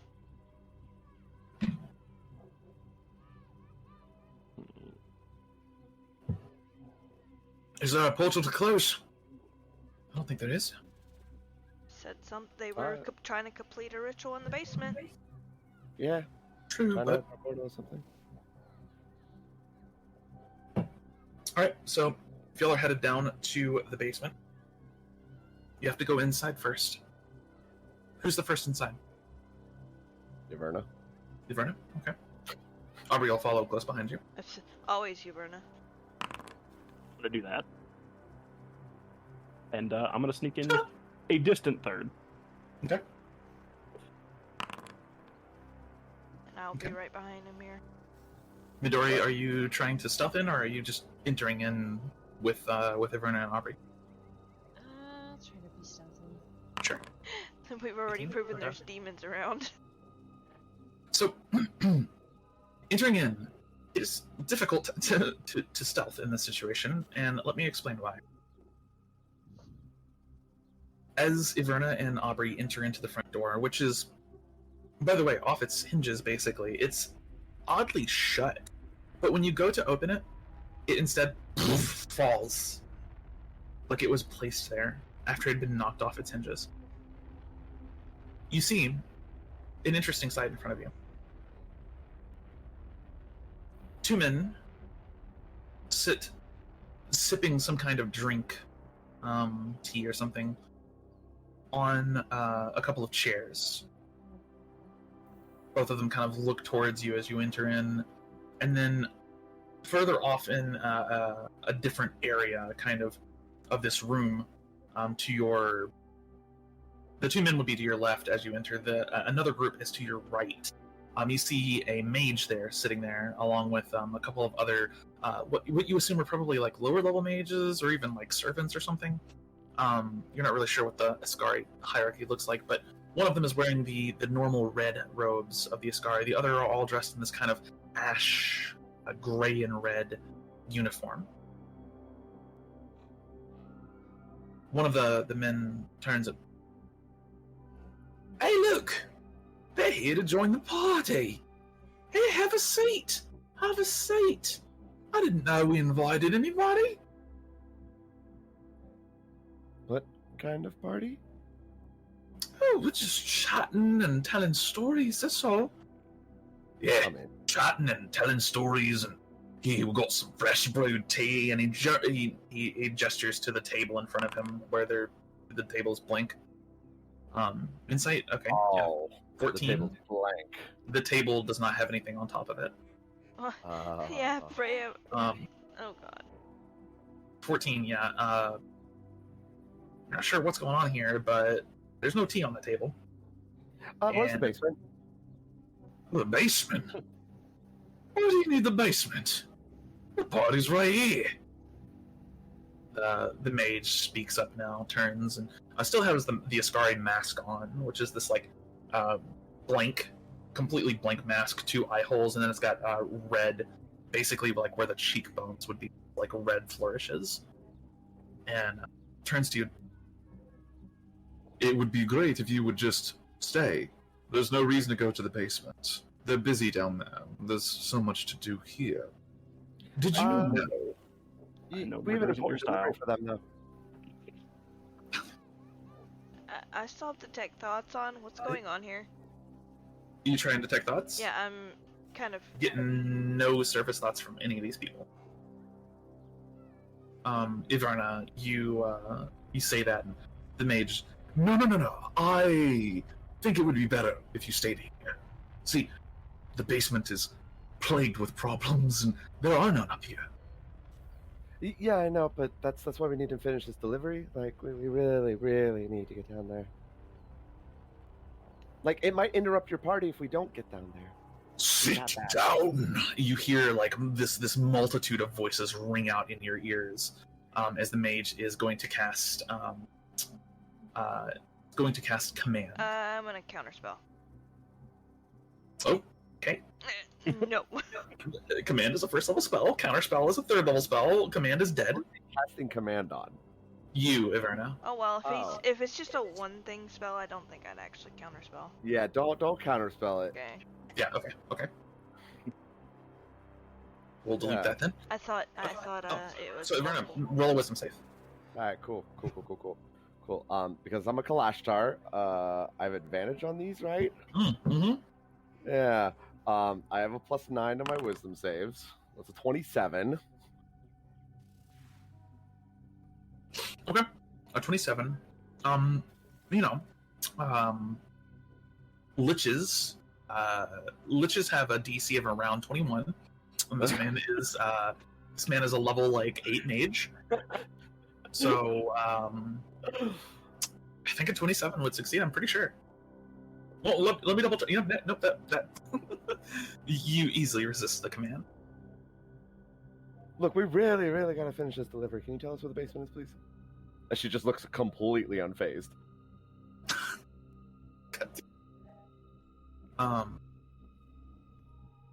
Aubrey, when the command goes off, would at this point she's got weapons ready, but the mage.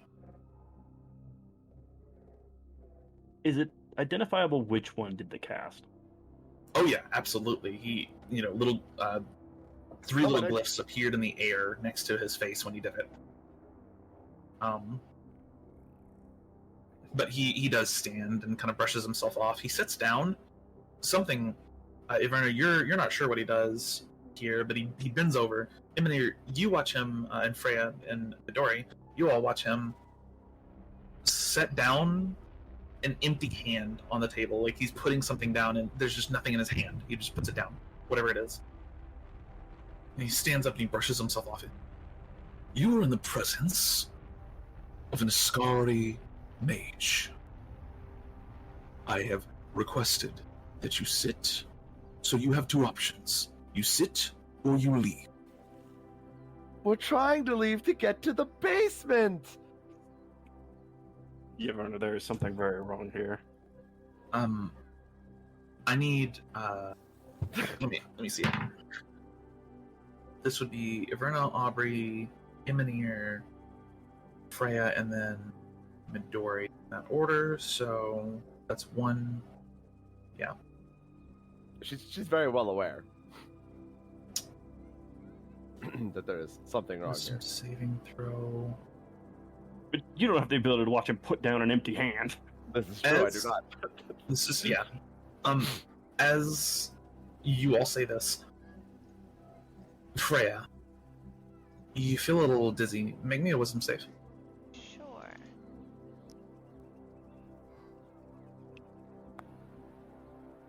Wisdom save.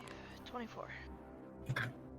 You feel a little dizzy as you hear a voice in your head just goes, "Sleep. Rest for a while. Stay. There's no problems here. You can ignore everything else." Guys. Woman voice in my head just told me to sleep.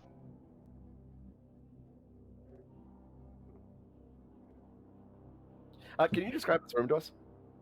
Yeah, sure. Absolutely. In fact, let me test and make sure the tokens are working correctly, and then I will put you in the room. Oh, okay. Test this real quick. I don't want. I got my dice again. Yeah, that's good. All right. Uh-oh. Is that it? I have these things, and I don't remember what they do. Let me go ahead and set you all in the room itself. There's Aubrey. Here's Iverna. You guys would probably be literally just inside the door, I imagine. Emonir, Freja, and Midori. I'm just gonna move y'all over.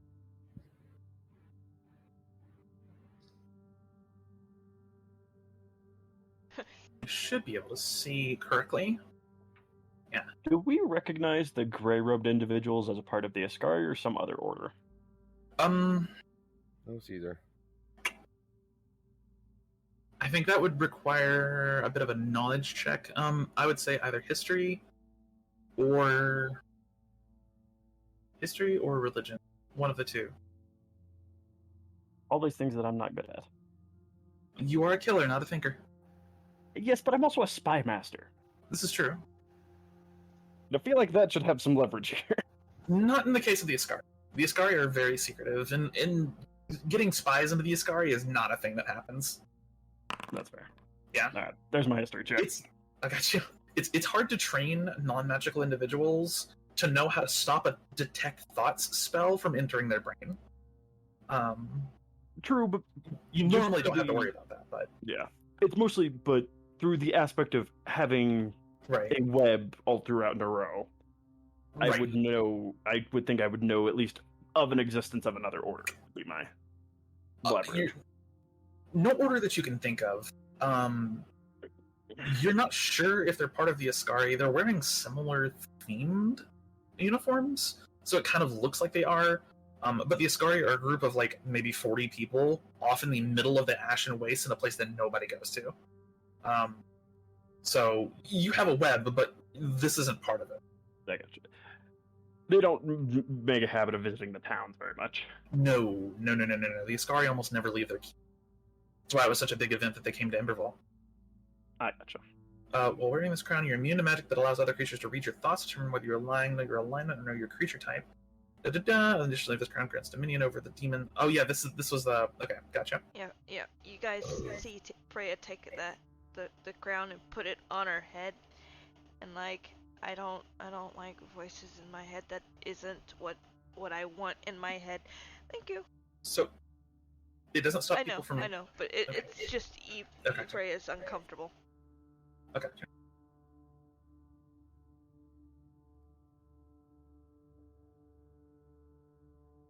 Now I'll say again. Turn around and exit our keep. Or sit down and have a chat.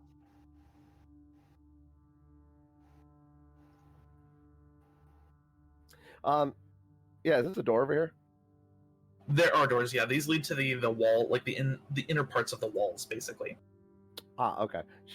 Verna's just gonna keep walking past then. You just keep walking past them? Yeah. Okay. As you get, I'm gonna stop you about right Go ahead. here. As you get about right here, Why can't I see the entire room? My dark vision isn't acting right. nobody can.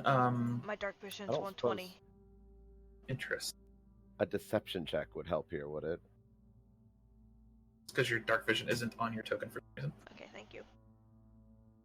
A deception check? Yeah. What are you trying to deceive them into? So we're legit here to deliver a package. Your partner's very convincing. Hold on, I have something for this. I do. Hang on. Deliver a package. The Ascari. We're here to deliver a package. Amazon pulls up to the Ascari warehouse. Well, I mean, there are rare ingredients that I'm sure they get people to get. No. They don't leave their keep unless it's an emergency. Well, We're bringing them to them. yeah. Yeah, I got you. Give me a deception check. Cool. Wait, hang on. Do I get to add my wisdom? Since they're not against working with people on the outside. No. No, it's Elegant Courtier is persuasion. Yeah, okay, well, shit. Alright. That's still pretty good. A 20. A convincing lie, you tell. However, under normal circumstances, you feel like most people would believe this. Is that a failure? It is a failure. Question. Uh-huh.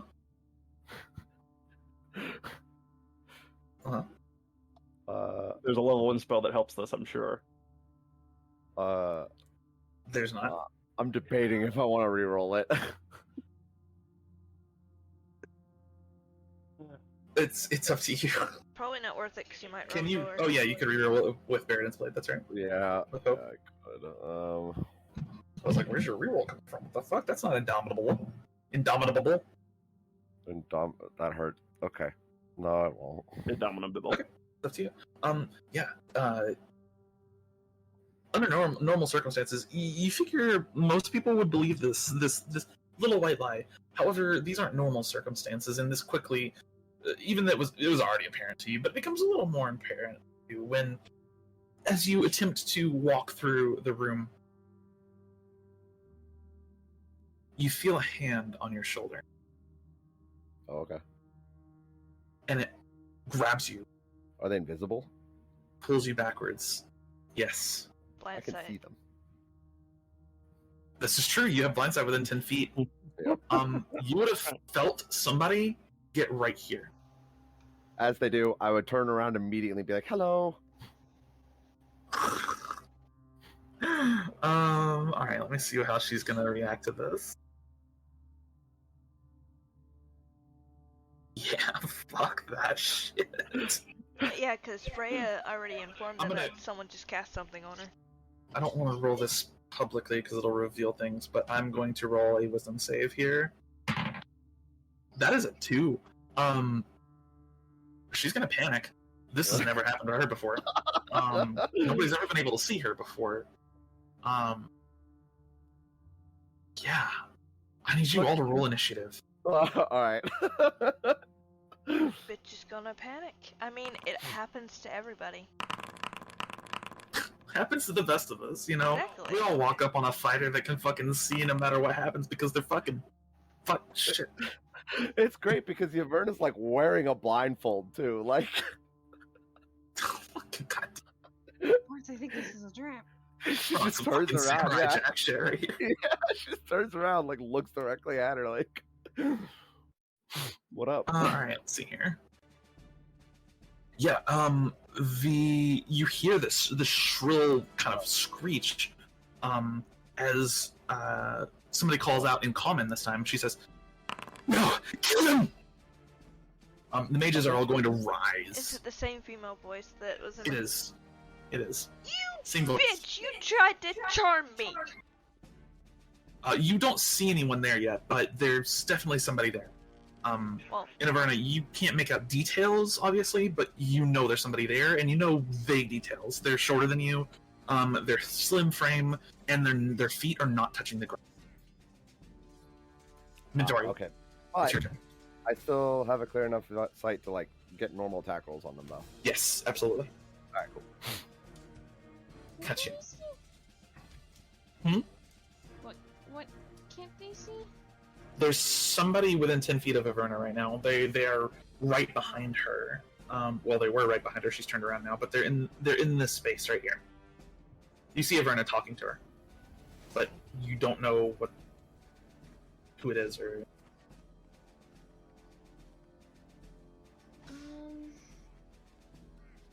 Yeah, Oh, we're gonna do very a good. bursting shot again. Okay. Roll, And where are you planting this? Oh no! Him. Yeah, that's definitely gonna hit. This it does not have a lot of. Ooh, buddy. Ooh, buddy. All right. So the arrow itself is enough to kill this guy, and then the wave of force that echoes out from him, just about kills his friend here. It's also going to deal some damage to the mage, and a bit of damage to his friend here, who is wearing an Ascari mask, however, is not wearing the robes. Alright. That is not bad. Midori, you have another attack. You have 2 more. Oh yeah.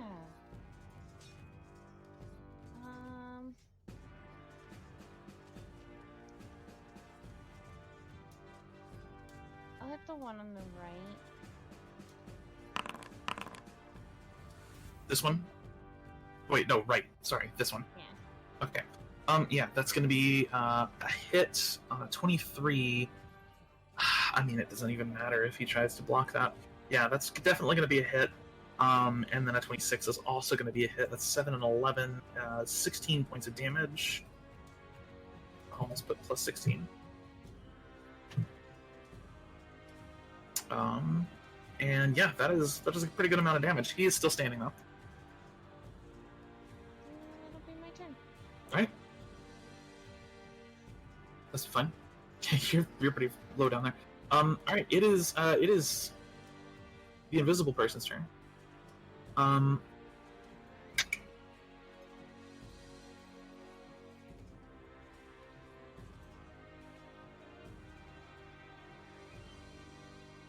I see. That's gonna be interesting.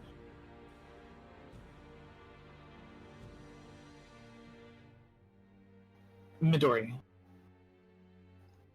Uh-oh.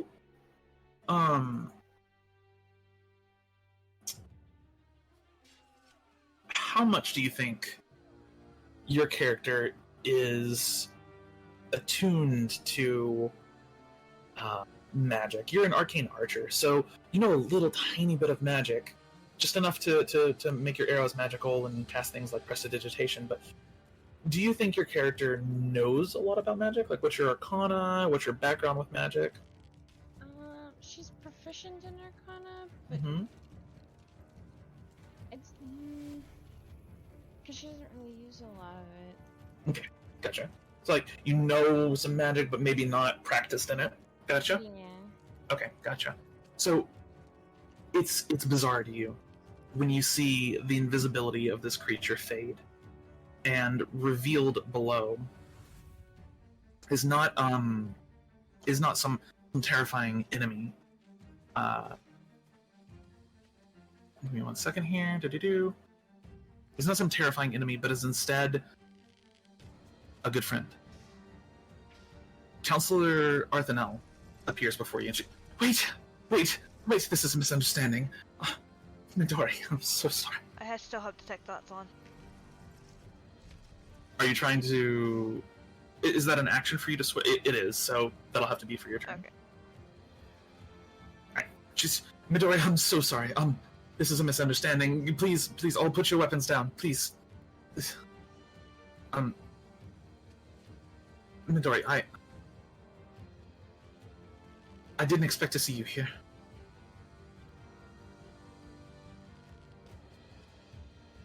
What are you doing here? She's not supposed to be here, is she? Nope. No. She was headed back to Mistwalk Yeah, last you that's last you knew. the other side of the continent of where we are, I believe. Yeah, it'd be the other side of the country. That would bring up more questions than answers. I think I should be asking you that question. I thought it would be good for us to visit the Ascari. I didn't expect you to go here. I thought you were all going to the Vorn. But, Didn't we say we were going here? She had left before we were talking about it. she had left at that point. So she doesn't know that well, Oh. she shouldn't know the information that we're coming here. Right. I thought it would be good to go to the Ascari and maybe petition them for aid. I didn't expect you to come here as well. It's After the Ascari did this to us? What they did Right. to my father? Yes. Is counterproductive. Can I insight check that? Go for it. It's not good, but like, alright. That's as good as I'm ever Pretty gonna good. get. Pretty good. Okay.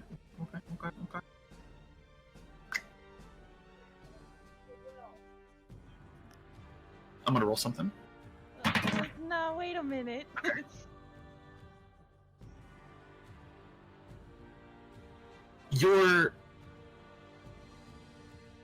There's something off about Art here. Number one, her speech pattern is wrong. It's just not correct. Art doesn't stutter, ever. You've never heard Art stutter in your life. Ooh. And number two, and it's really slight, and you're not sure what the fuck's going on here yet. Question. But hold on. Art's here. You're not sure what's going on here. You're not sure why Art would be here. But there's one more thing. Art doesn't really ever use your full name. A lot of the time she just calls you Mitty.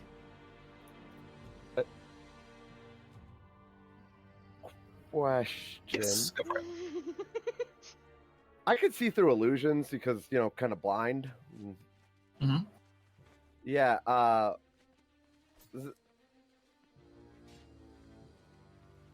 Doesn't Art- seem to be an illusion. part of the council, right? She is. Okay. You know Art She pretty might- well at this point, Art about this wouldn't point too. have come to the Ascari for help. Does she have the same figure? Pretty close.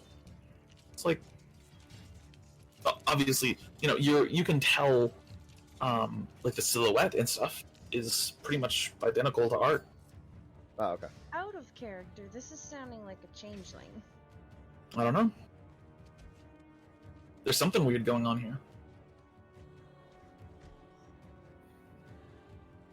Okay, just set your weapons down, everybody, and the mages all kind of like lower their aggressive stance. Oh, please, just come in. I can explain everything. They're performing a ritual right now downstairs. It's going to make everything better. No. Midori, please. I know this is unusual, but It's desperate times. Art would have told me if there was a change of plans. You're not Art. You watch her face go from soft and kind of worried to hardened. Kill her. Art points a finger at you. She's already used her action for the turn, so that is all she's got right now. But we're gonna go ahead and leave her there. I don't like this. I'm gonna put Art where she belongs. Hold on. I'm gonna put Art where she belongs on the initiative Other order. side of the continent. I would appreciate that actually. Counselor Arthur now, she needs to be at a 22. Besides, I'm pretty sure this would label her as a traitor to the council because she's fornicating or communicating with the Ascari. Fornicating? Yes, yes I did. They might be fornicating too, you never know. Hold on. There's something very wrong here. I meant to say communicating, I'm so sorry. They fucking the wizard, man. I mean, it's possible. Alright, so this cultist. It was a part. They fucking wizards.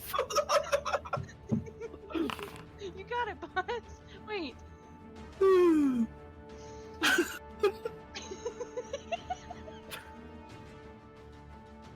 Oh man, these are attacks against Freya.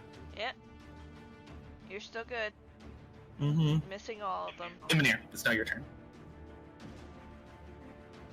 There's, as a note, Emonir, there's quite a bit of light in here.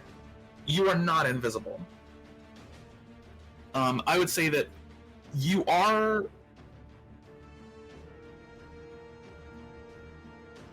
If you didn't come into the building, you could stay stealth. Emonir? Arc. It would help if I was not fucking muted. Oh. Yeah. If you didn't come into the building, you can stay stealth. But inside the building, just inside the door, there's no way you could hide right here. So I did say that I was going to follow Yaverna at a distance.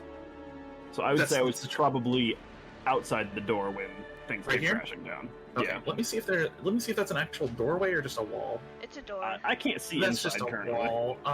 Yeah, we're gonna say you are in the space behind where you're at right now. Okay. And I would say at that point you could remain stealth as you're kind of like using the doorway as cover, basically. Yeah, that itself is And then from is a wall, here, and so is yes, Yeah, it is. that's technically line of sight still. It is. Mhm. But right after that is not.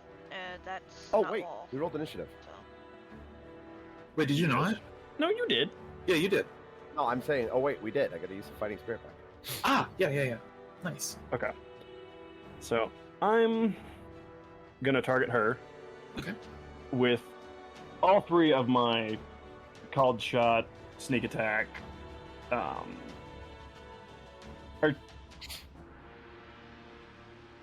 no.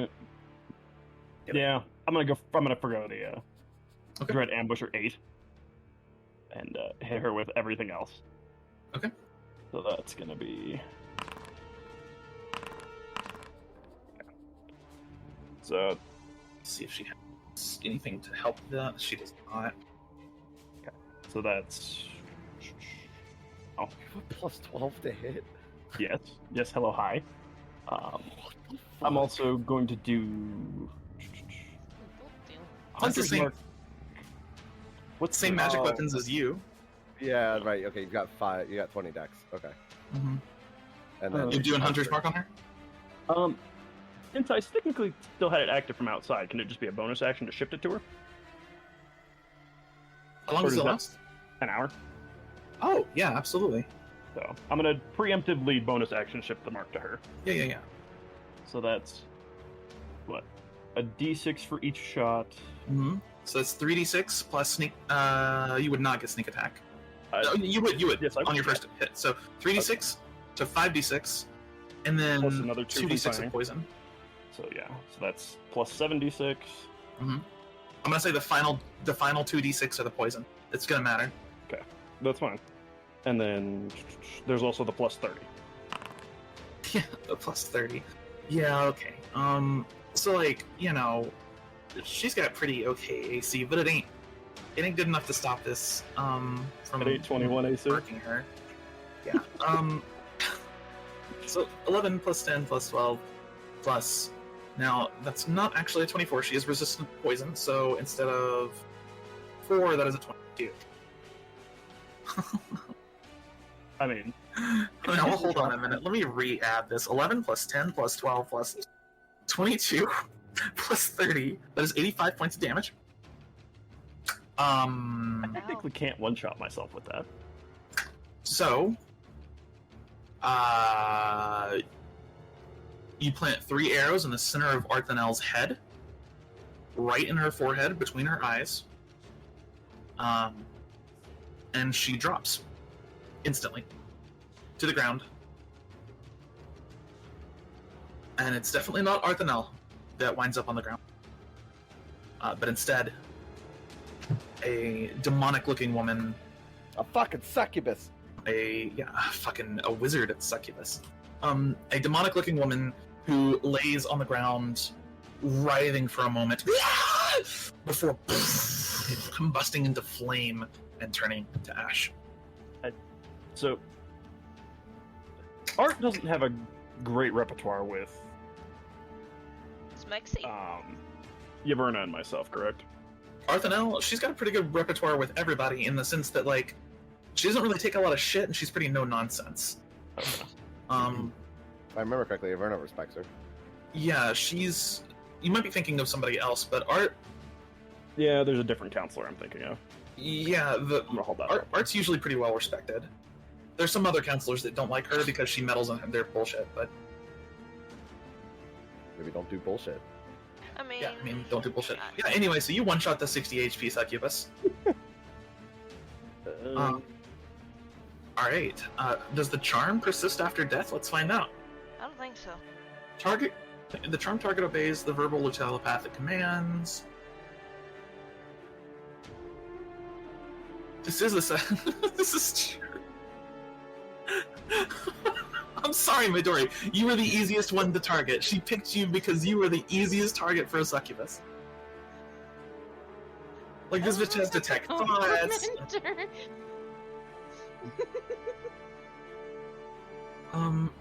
So many Okay. loopholes. Why did she decide to do that? It's like, what? I mean, I if mean- it was Jane, I would have believed her. I would have been like, all right, yeah, I'll help you. She doesn't have a lot of from her perspective, she doesn't have a lot of like combat abilities, so what's she gonna do? Hide? I mean, Yeah. She totally was specialized at the end. unless she was watching outside, she also didn't know there was going to be 3 arrows full of gas Sorry. flying. There was definitely some fornication. Anyway, That accidentally no. came out. Just saying. the charm does not persist after death. So these mages, the ones that are alive, Oh, whoops. whoops, are free from the charm. Would the Ascari? Yeah, no, they would be able to see everything that just happened. I'm gonna be real here. I don't think there's a reason to continue combat, and as the mages. Wait! No! Oh god! Oh shit! Oh my god! Can we make this delivery now? I'm gonna say. Hold on, I'm gonna give him an insight check. The mages are now non-hostile. If you would like to continue combat, let me know now. No. Freya points a sword at them. Okay, so you're gonna tell me what the fuck is exactly going on, or every last one of you are going to die? Because you took someone from me. I would like to mentally recommend that Yaverna capture the mage. What? We need intel. That is a living we came here for intel. The cultists also back off. Yeah. Hey, Ascari guy. He steps out. I am Amon. My name is Amon. I'm a mage of the Ascari. I'm so sorry. How high up into the Ascari ladder are you? I am a mage. I'm a magus. I'm only ones above me are the council. Oh yeah, he does sound like a pretty good guy to get information He from. will. You're right. Yes, he will fit. I am. Will you answer questions? I'll answer anything you need. Yes, but time is of the essence. Taliynak. No. Taliynak, one of the counselors. He's trying to do something downstairs. He says it will cure this world, but I don't know exactly what it was. We were given explicit permissions by the Archmage, but he hasn't returned. Explicit instructions by the Archmage, but he hasn't returned. Yeah, he's dead. Yeah, he kind of opened a demonic portal inside of our castle chambers, and my father disappeared. You don't need to see under his mask to recognize the grief that befalls this man. I see. So I'm not particularly happy with your organization right now. Neither am I. I'll answer any questions you have. I'm gonna whisper in Freya's ear and ask if she still has her ball gag. Wait a minute. I always have a ball gag in case, but... What? I say this telepathically. Hey. I always have a ball gag just in case. I think we But should gag the mage I- and bind him because I don't trust him. Hey, Mage, question for you. Yes. I'm so sorry. Aubrey, can you guess? No, you're running stupid. Aubrey doesn't have it prepared anyways. Oh, okay. I'm gonna insight check. I'm also going to do that. Sure. I suck. What information are you trying to glean with this insight check? I'm trying... If he's, Go ahead. well, if he's actually like gonna answer us truthfully. That was And then- essentially the same thing to make sure he's being truthful.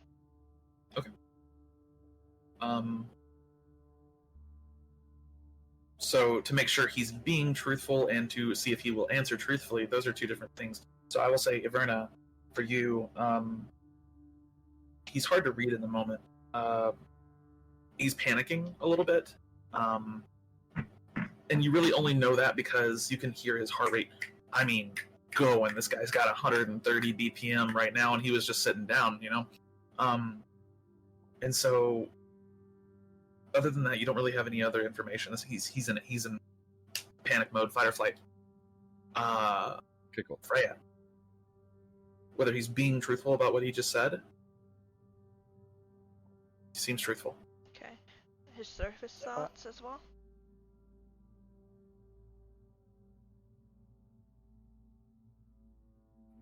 You would gather, now that his head is unclouded, you can actually see some of the thoughts here, hear some of them. He thinks that your questions are nonsense. There is hell happening in the basement and it must be stopped. Hey, got one question for you. Yes. You said you're done with the organization, right? You're like really pissed with them, right? Sure. I don't know what to do. Hey, Oh no.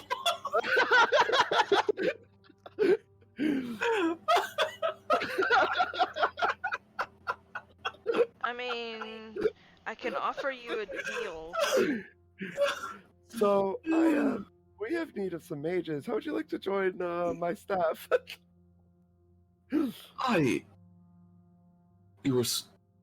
Are you a noble? I'm. Yes. Yes, actually. Roll a persuasion check. Cool.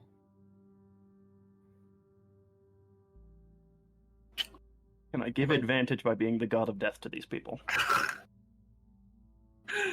Sure, I'll say advantage here. All right, cool.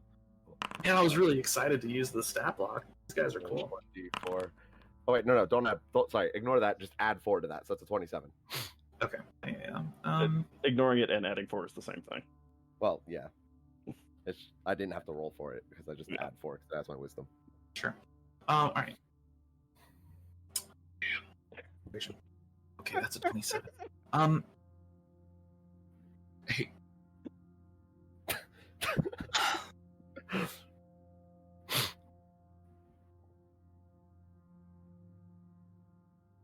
Only if you don't deal with demons. No more. Oh, hell no. No more demons. What is Try to that? kind of save this planet, from the ash. Stop the encounter here. What are you asking, Love? I said, what is that guy doing? He has his hand on a dagger at his side. But other than that, he is now he's supporting this guy who's been nearly like sundered by a wave of force from an arrow. But other than that, he's watching and waiting. Friendship is magic. These two are doing the same thing. Right?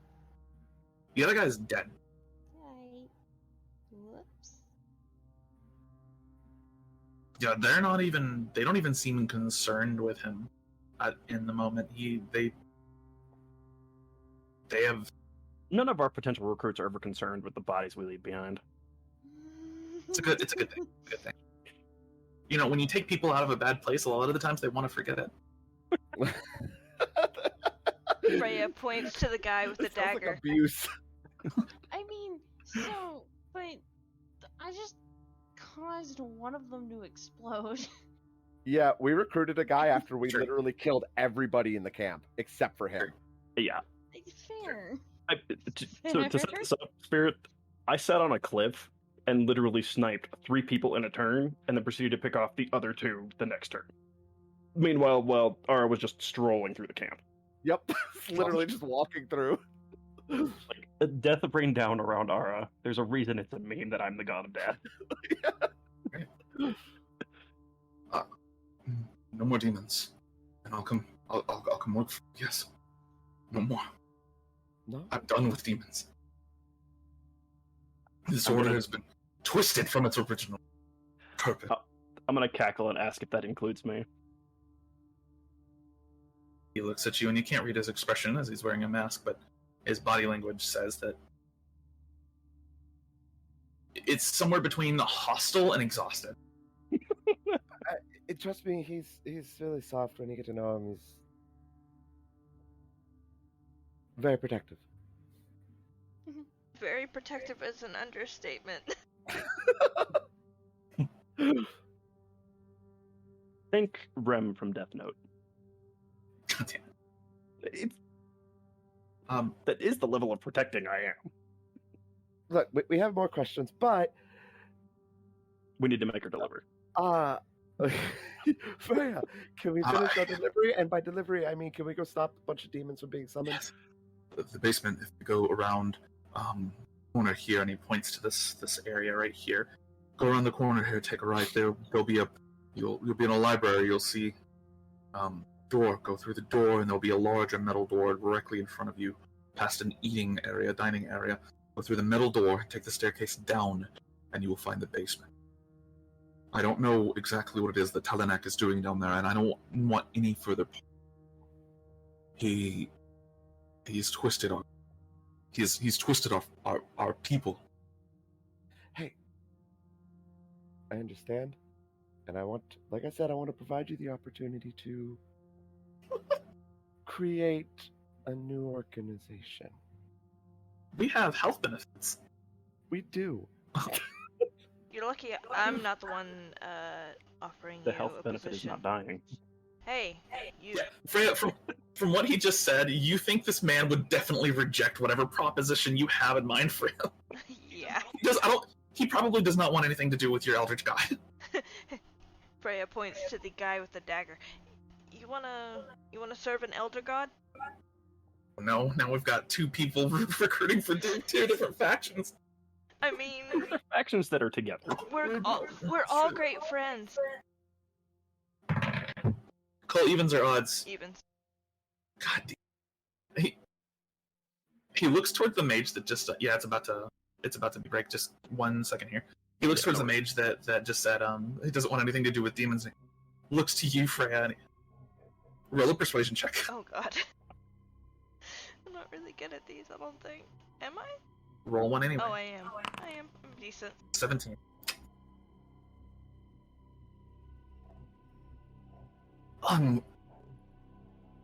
Willing to try a trial period. Trial period. Got it. I'll save the real stuff for later then. I might have to reject that. Don't worry about it. It's just to commune with him. Where are we to go? The mage looks to you. Amon, he looks to you. Where are we to go? Oh, right. For her? I don't know. So for me, how up to date are your maps? The most up to date. Can I see one? Sure. And you watch him. He takes out a small wooden cube, and you watch it break apart into two halves, and he spreads the halves, and you watch the silver thread appear between them, and he twists it, and you see this circle, this diagram appear in the air, and you see a map of Nureau kind of tracing itself with this silver thread in the air, and what in the unholy fuck is that? I thought it was made of paper. You also wouldn't have seen this. Yeah, I know. I was trying to point that out to the mage. She's blind. I literally have a blindfold over my eyes. Yeah, he would know. He's in the moment. The thread unwinds, and you see the circular map of Nureau.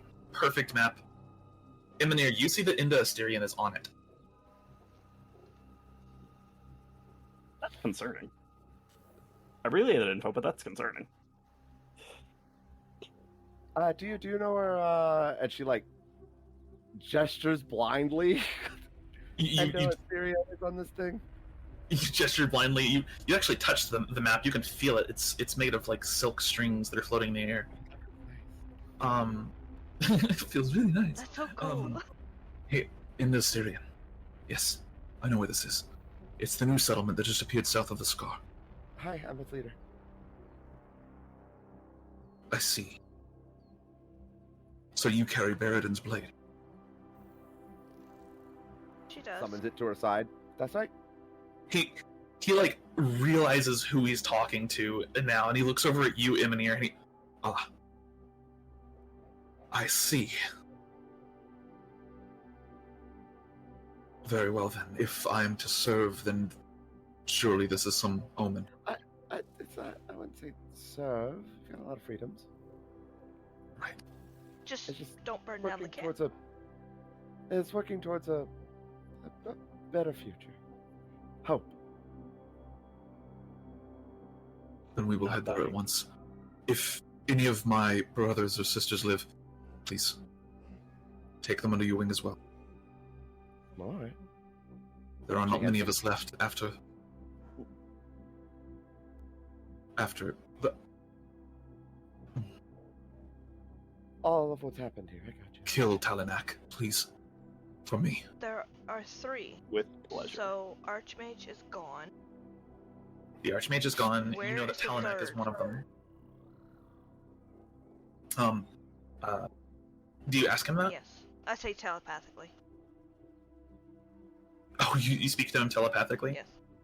Okay. He answers back. Kuradin,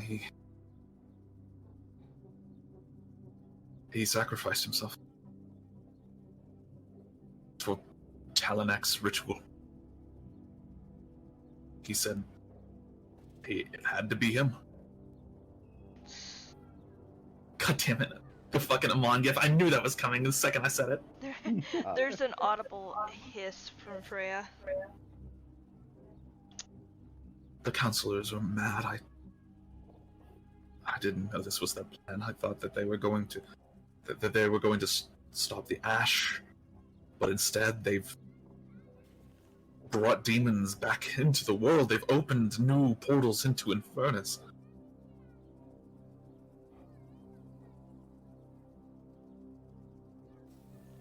Does he say that out loud? Yeah. Okay. He's speaking out loud. We'll stop that. And the ash. Heaven forbid. We have to do everything around this godforsaken continent. And for you, We killed Your a bigger name. demon than this place can hold. His name is Esker. Eskar. Esker. Also, Yaverna hands the dagger to Amon. When you arrive there, give that to Enkosh. Enkosh. I would also recommend Very well. changing the color of your robe and losing the mask. Agreed. He may have been injured in your master's plan. He reaches up and he takes off the mask and he throws it down to the floor. The other Ascari in the room do as well. They all take their masks and throw them down to the floor and step on them. You all hear the crunch of porcelain around the room. Oh. Hmm? I have an idea. What? Are any of you artistic? We 1, 2, 3. The Ascari actually. I was a painter, or I was a wizard. Oh, but you're joining her. I mean, True. if he needs something done, you could pay him, or I can pay him. Amon said, I'm not sure why this is important. We're- Well, I wanted to give you guys like something to do in your downtime. We Wait, won't have much. Oh. I can take us on the wind. Oh. Yeah, I mean, Wait. 8th level mage. Wait.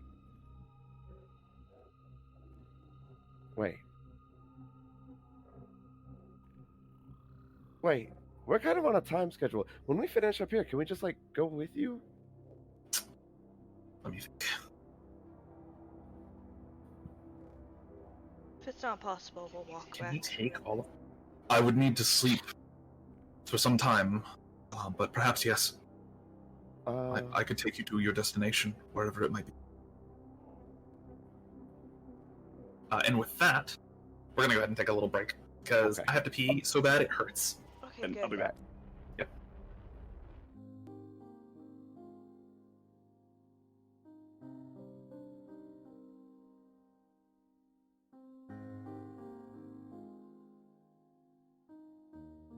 Okay. Yep. Alright, so you have recruited Amon and his Ascari, along with Ascar, to your side. Where do we go from here?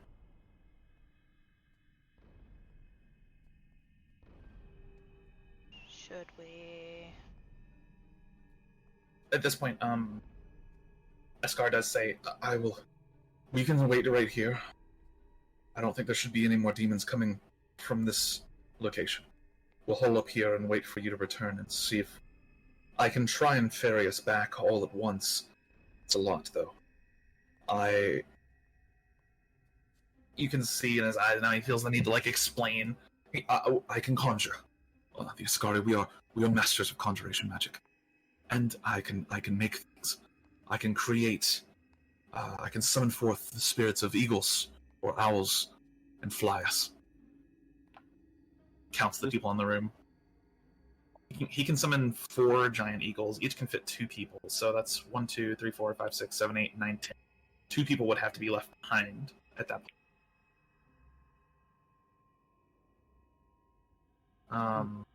Unless they can fly themselves, but or I can take us all, me and my people here right now, and we can go. And then I'll come back for you. I'm perfectly fine walking back. Well, we're kind of on a time constraint, which is why I suggested it. But I don't know anything about magic, so... I can only do it once every several days. But I can try. Returning for us may be the best option then. If you find any of the other mages alive, we all possess this ability.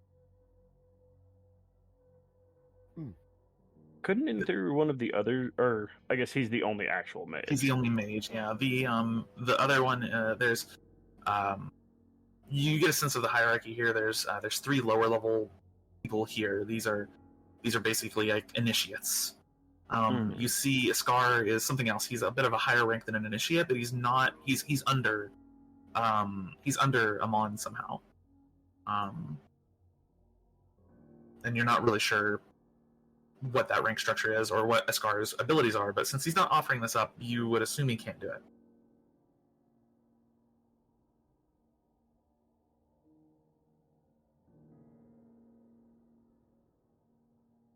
There may be some still alive if you can save them. Please do. If you can at least drop a scar off to the city. Ask for Nyx.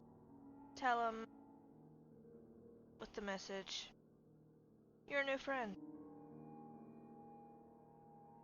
I'm a new friend. Would the way you say that makes me think Baymax? I'm your new friend. It's exactly what he said. Okay.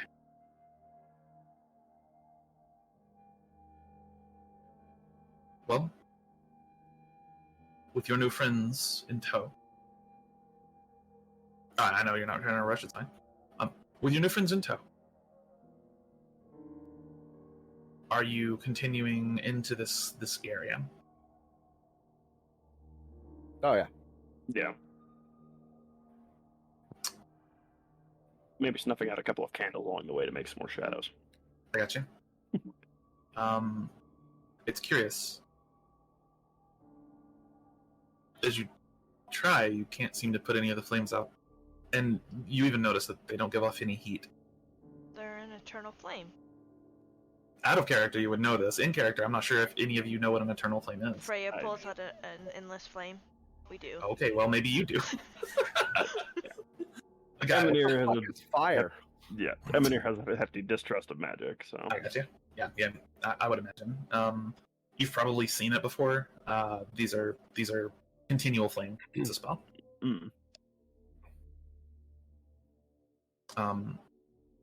Continuing into this area, you walk past several books. There's a set of statues with a shattered ring of runes around them. You see that there's a study, a library. You walk through a door and find a metal door on the other side of it. However, this leads into a dining area, and you see that this has been ransacked. The metal door blocking your path, has been torn under, similar to the others.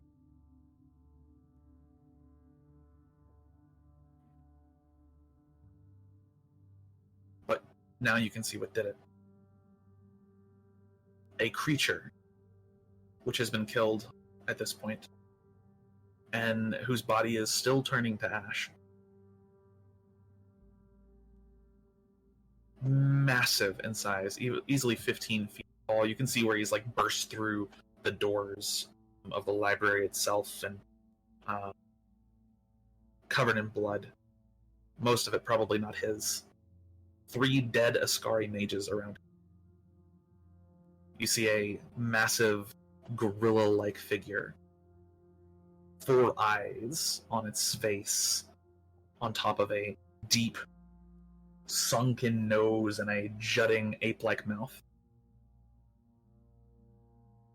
It's dead, but it did a lot of damage on its way out. Do you creep past the body? The smell of noxious... Oh, I guess not creep. As you stroll past the body... Well, none of us are creeping. the smell of sulfur filling your lung, filling your nose. You're met with a set of staircases. 1 up, 1 down. I think I know the answer, but just to be sure, are you going up or down? No hesitation, down. Down for now. Okay. Yep. I will definitely check up the upstairs when we leave, though. With enough Heading caution to down. offset Yaverna's lack of caution. That's fair. I feel so weird not being interested in magical secrets. Right? You're in a library of ancient cult-like wizards that make deals with demons, and you're just kind of walking past all this like dark lore. Freya, Wow. Freya's Which itching is- to look at them. Wail is like shitting her pants in another dimension. Yeah, me as a player is like, I want to read all these books, but Yverne as a character is like, I can't fucking read them. Here we go. This is a cult of mages in a world without full casters. These are Ascari are full casters.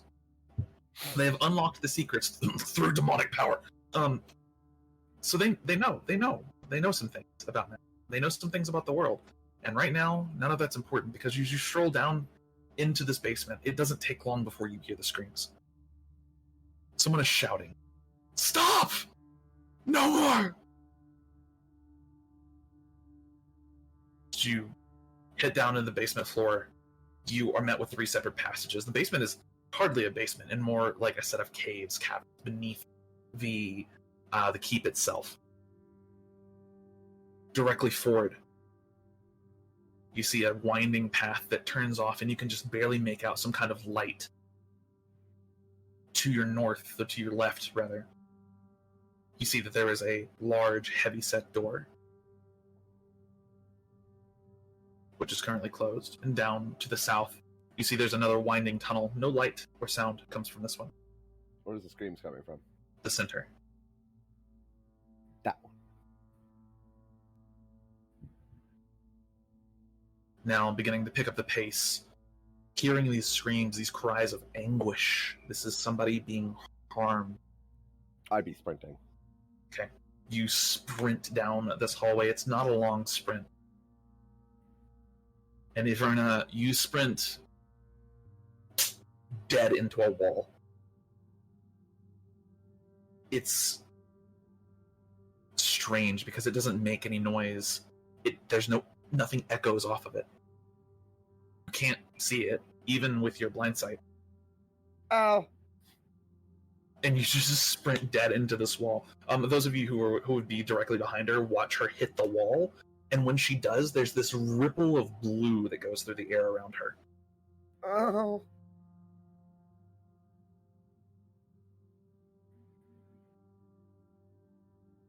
She like feels the wall.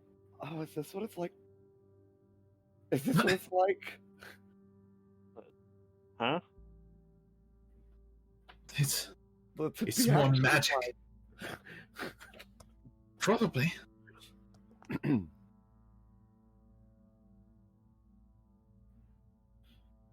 What do we do? I hit it. You hit it? I hit the wall. It hits back. You take 37 points of... No, I'm just kidding. Oh, okay.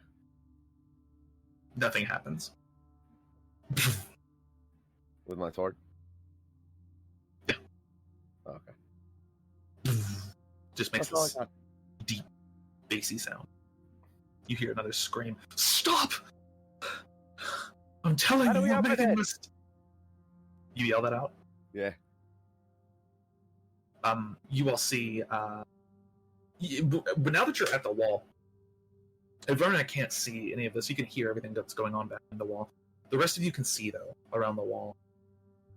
There are 6 Ascari in here. A couple of the same, wearing the same uniform as Ascari is, or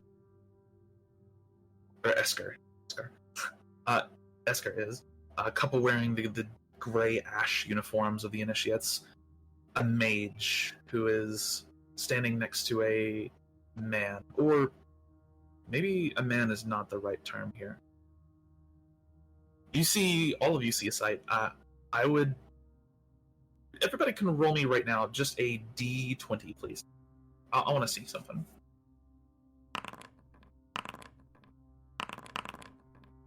Okay. Yeah. So, nope.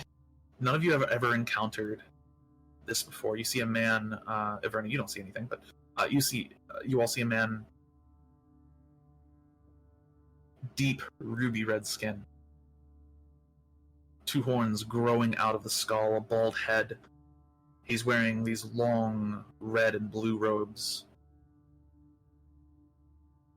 a large open tome in his hand, floating just above where it would normally sit. He's chanting something. This is a tiefling. None of you have ever encountered a tiefling before. Some of you have never even heard of tiefling. But as you yell that out, one of the neophytes comes over to the wall. Tanaruk, we've got intruders. The people here to stop the ritual. Tanaruk continues chanting, deep, rhythmic tone, always maintaining some kind of consonance voice. And you all see he's facing away from you, and he's chanting over an altar. You can see there's a large basin on the other side of the altar that's filled with a red fluid that looks awfully like blood. And if that's blood, that's a lot of blood.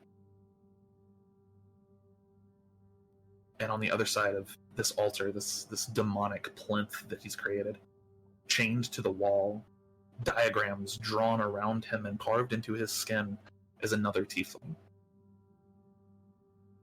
Short black hair, sits on a soft face. He's naked from the waist up, and waist down only is wearing a tattered loincloth.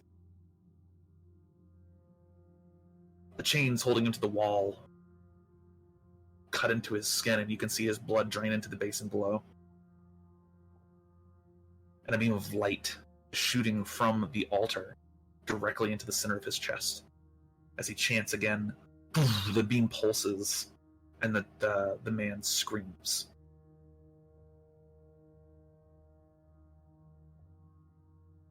The mage that's with Tanaruk turns. They cannot penetrate the wall. Ignore them. Freya places her hands on the barrier and casts just dispel magic. Okay. Need to double check something real quick. Or do I need to roll an Incarna check to figure out? No, you're fine. Okay.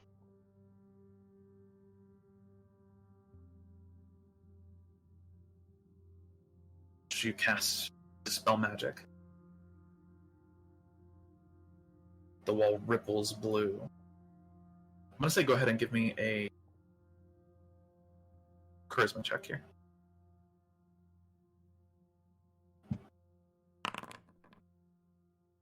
Wow. Okay, that's pretty good. Okay then. We're coming in, you fucks! I like that. I had raised the DC because normally in normal settings this spell cannot be dispelled. Freya puts her hands, and you see these black tentacles just latch on and start ripping the barrier apart. Oh, hell yeah. The tentacles ooze out of your hands. You watch the magic being ripped apart and sucked into the tentacles. What was that about a wall? The Ascari that's in front of the wall, he's like literally 10 feet away from Averna right now. Just goes, "Boss, I think they've reached the wall!" Oh god! Tanaruk stops his chanting for a second. "Kill them all!" And he continues his chanting. No, you. The mage turns around, and a dozen strange glyphs appear in blood red light around him. And that is where we're going to end the session.